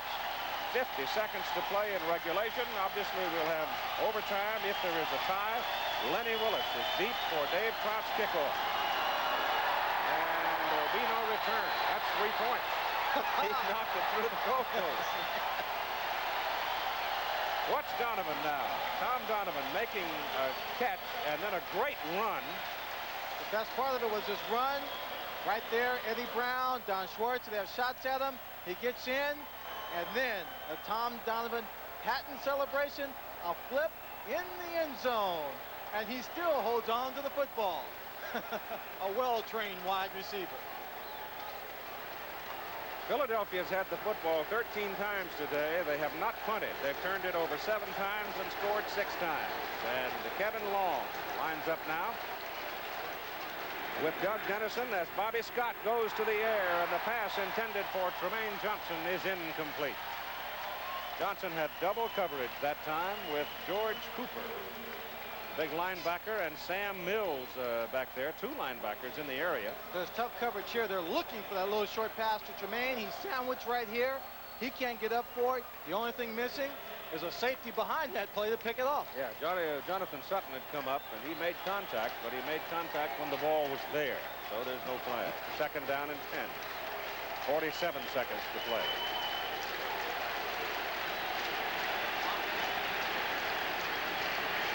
Got to watch out for Johnson. They give it to Dennison. Dennison gets 2 yards. Mike Lush, the free safety, coming up. And Philadelphia now spends its last time out. Philadelphia calls time, stopping the clock. 38 seconds to play. Third down and 8 for Chicago. Keith, I believe that had George Allen's team completed, Bobby Scott completed that pass to Tremaine Johnson, it probably would have kept the ball in the air again, trying to get downfield very, very quickly. It was incomplete. rather than take a chance on the ball being picked off, rather than taking a chance of not running out a lot of time on the clock, he chose to run the football, keep it on the ground and play it safe, and work towards an overtime football game and take their chances there. Jim Moore, realizing this, calls a timeout, 38 seconds on the clock. They can run the ball, he can call another timeout, and have one final shot at maybe getting the ball and maybe a long field goal by Dave Trout. Well, Philadelphia has had 194 yards in total offense in the fourth quarter. Chicago only 23. So George was sitting on that big lead, and he went conservative. Well, we talked about it earlier, and I asked Dick Corey if he'd run the same plays. He didn't give me an answer. I would not have. I don't blame you. It's easy to second guess. And head coaches ought not to second guess other head coaches. Third down and about 8.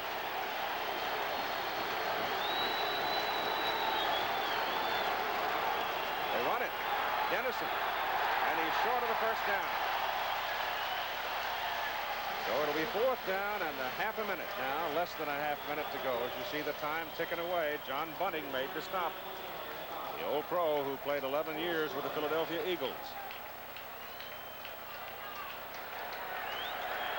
Well, the whole of my strategy is the fact that Philadelphia doesn't have any more timeouts, so they can't stop the clock. Chicago's going to let the clock run out. Let time expire. We will go to overtime in this first divisional playoff. Regulation game time has expired. Philadelphia 38 and Chicago 38. An incredible 24-point comeback by Philadelphia in the fourth quarter. And I still say the two really big plays in that fourth quarter were the two catches made by Fitzky. The one on the sideline over there and then the one for the touchdown. And from that point on, it was just all of the energy in the world flowed back into the Philadelphia ball club. He made two catches back-to-back that any receiver would love to have in his memories. Now let us watch the flip of the coin. You don't, I like the way the division people in college football play it, where you're guaranteed a possession.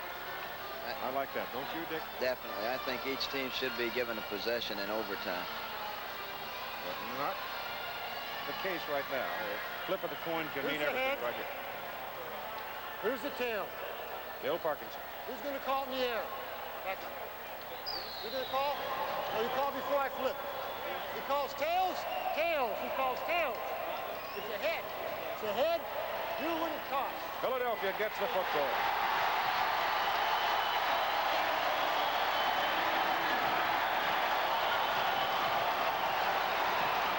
Philadelphia will get the first possession. Chicago will kick to them. We've played the regulation time. We're all tied at 38-38. Back with the overtime after this word from our local station. We go to sudden death overtime. First team to score wins and will pack up and head for Denver next Tuesday.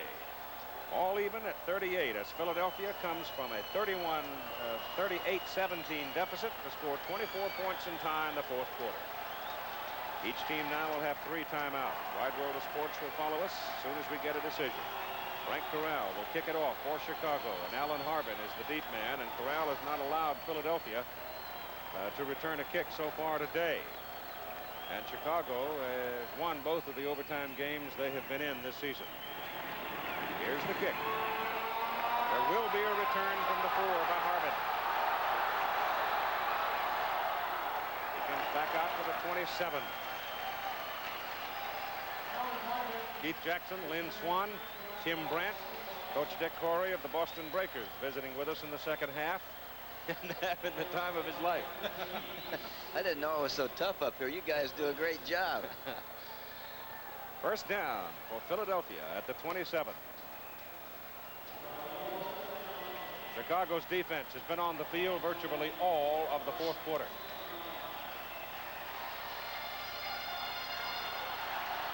David Riley and Kelvin Bryant and Alan Harbin line up in the backfield. Fitzky goes in motion. And Fusina rolls it out. Gets it across the 30 out to about the 32. That's 5 yards. Well, they're certainly not going to slow down the offensive attack. They're not going to get conservative by any means.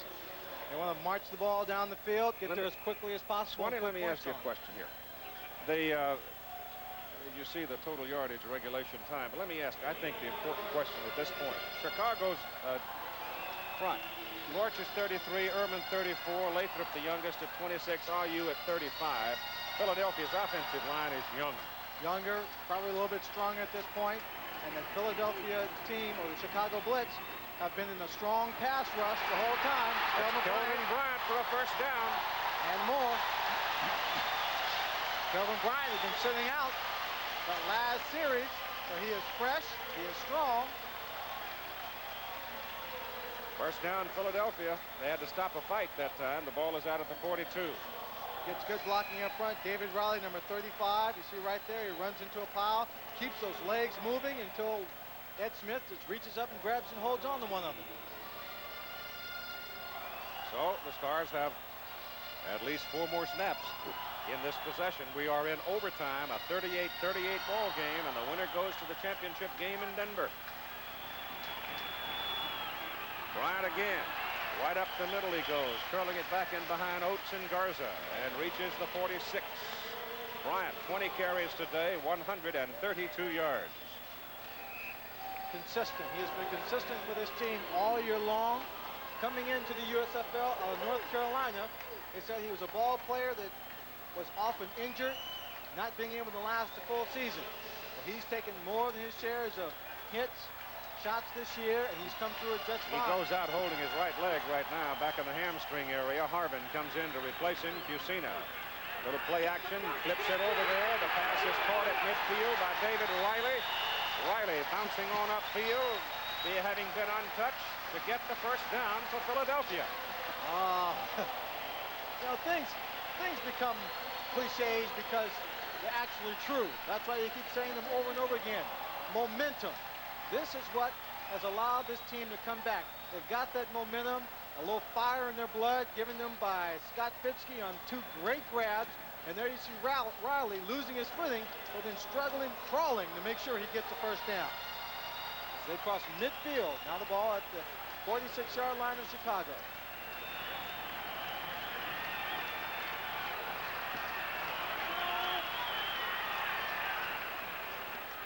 Oh, there goes Riley. David Riley carries for the first time today, and he crosses the 40.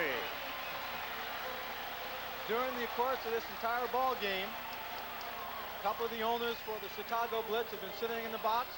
The principal owner of the Philadelphia Stars, Miles Tannenbaum, has been sitting in his box. I looked across the stadium. There's no one in their box. Those gentlemen are down on the sideline. Carl Peterson, the president, general manager of the Philadelphia Stars, he's on the sideline. Second down 4. Philadelphia just over the 40 of Chicago. Up the middle goes Riley again. He's short of the first down. 1.5. So David Riley out of West Virginia. Now he seems to be shaken up a little as he gets up from the bottom of that stack. It'll be 3rd down and a yard. A big yard. A little bit more than a yard, too. Kelvin Bryant comes back now, and Harvin goes out. Now, you know who's going to get the ball. I don't know. I'm not so sure they give it to Kelvin Bryant. They just might give it right back to David Riley. Bryant up the middle. First down, Philadelphia. 34-yard line of Chicago. Well, Keith, I think you ought to be a coach, and I'll just play for you. I still go back to the question I asked you a while ago. The Philadelphia offensive front, they're 29, 24, 24, 25, 22, 24. They're driving them off. Brad Oates, Rich Garza, Bart Oates, Chuck Comiskey, Irv Eatman, Steve Folsom, 89, doing what they have to do and wearing down the Chicago Blitz defensive line. Fusina rolls away from the pressure. Gets his pass off. The pass is good to Riley, and Riley is down around the 30. Not much gain on the play, about 4 yards, but it's better than having your quarterback sacked. Chuck was looking downfield, and just simply wasn't anybody, and he kept holding on, and finally he saw 35 come over. Dave Riley did a good job of hanging on to this. Chuck rolling out. He's got a block in front of him in case he wanted to run. Pump fakes it. Riley doing a great job of catching passes on his knees. Second down, 6. Harbin is back in the lineup. Penalty flag goes down. Harbin gets loose around the corner. He's going to have a first down. And he's out of bounds in around the 21-yard line, but let's see about the penalty. Well, looks like it's going to be offsides against Chicago, but the important thing is, and Dick Corey just kind of whispered it to me over there, we are now in Dave Trout's reign. Yep. Well, if Philadelphia wins this ball game, it'll go down as one of the most dramatic comebacks I've ever seen. Defense number 52. Offside. Number 1, Dave Trout, you saw standing on the sideline, waiting for his moment. His extra point conversion for the 1 point, hey, from 2 yards away, is still a pressure kick, and he made it. Now, waiting for his moment, his possible moment, where he may have to kick a field goal to win the ball game. And his teammates giving him encouragement, keeping his spirits up, not wanting to pressure the mount too heavily on the young man's shoulder. They've got a first down at the Chicago 21. Trout may not get a call if they keep moving it. Well, if they keep moving it, he won't have to kick. But if they do, the young man who did a lot of kicking growing up in South America and Brazil, down and around the Amazon, will have a chance. Bryant is back in at I-back. He's got the ball. He's tough. I'll tell you he's tough. Dick Corey. Kick that ball right now. Dick Corey, that's the first time I've seen a running back headbutt a tackler and keep going. He is a great running back. 22 carries for 141 yards. Number 44, Kelvin Bryant, North Carolina. This will be the 8th time this season he's gone over 100 yards. This man is truly deserving of his MVP award. He's out of the ball game right now. Alan Harbin back in. He's had a big day. Philadelphia is headed toward 600 yards. That's Harbin. There's a fighter. First down. Close to it. They're going to have to measure it. That stops your clock now. We're in overtime. Philadelphia scoring 24 points in the 4th quarter to tie 38-38 in regulation. Kelvin Bryant is well over 100 yards, but Alan Harbin now on 19 carries has picked up 80. It's 3rd down and about a half a yard.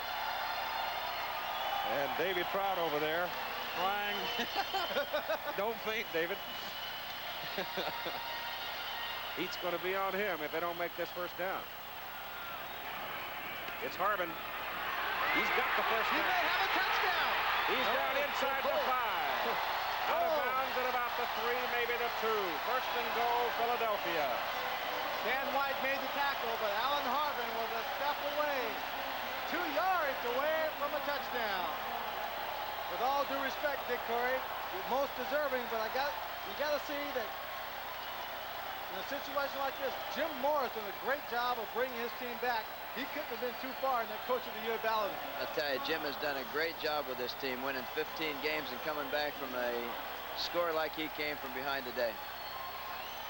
Philadelphia has now run for 304 yards in this ball game. There is a Chicago man hurt on the play. We've got a timeout called for him. ABC's Wide World of Sports coming up very shortly, just as soon as we get a decision. And the winner in this ball game that'll pack the bags and go to Denver to meet the winner of tomorrow's Oakland, Michigan game, which will be played at the Silverdome in Pontiac, Michigan. The championship game on ABC television at 8 o'clock Eastern Time, Sunday night, July 17. Virgil Livers, number 24, is a man down on the field. Cornerback. George Allen. His team at a 38-17 lead, a 21-point lead. But youth was on the side of Philadelphia. They had to have a little luck. They had 2 magnificent plays, receptions by Scott Fitzke, that seemed to be the plays that turned this ball game around. Jim Moore, that's not why he's tasting that victory. taking a taste on the sideline. Right next to us up in the booth, Greg Landry, former coach of mine in Pittsburgh, Dick Walker, sitting in the press box. And they're wearing the long faces right now. Well, Chicago didn't make a first down in the fourth quarter. You're right. Philadelphia just flat out came after them. The offense got probably way too conservative. And Philadelphia was able to take advantage of it. First down and goal to go. Philadelphia on the 2. David Riley in the backfield with Kelvin Bryant. Bryant on a sweep right. There's down to the 1. Down to the 1 as Lance Shields, number 22, came up. And another Chicago man is hurt on the play. Looks like Jimmy Farnhorst may be the man hurt. John Schwartz, number 28, got up slowly also. They've got to be exhausted. They've been out there now for almost a quarter and a half. They are exhausted. It takes a lot to put on an all-out pass rush, as they attempted to do when Philadelphia was driving for its last touchdown in regulation time, and then to face the challenge of that young offensive line as they began driving on this march after the kickoff in overtime. It is Farnhorst hurt on the play. Probably fatigue as much as anything.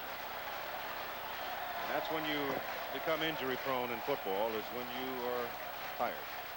Well, the games they've played, the last 4 games they've played have been physical and emotionally intense ball games. Then the 100+ degree heat, the last 2 ball games they played at home. It's about 106 down there today. That's right. It will take its toll. 38-38, second down. Philadelphia in possession of the football. Well, those of you watching at home, you see what you missed?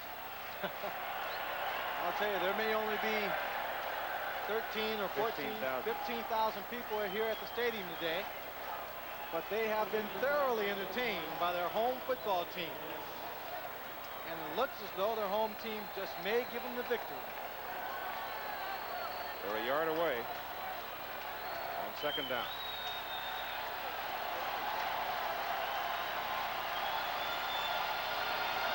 Championship play, when you go into sudden death overtime, it will go until the game is over. Not until the end of 15 minutes, but until the game is over. So someone scores. It's Bryant over the top. Touchdown! Philadelphia wins it.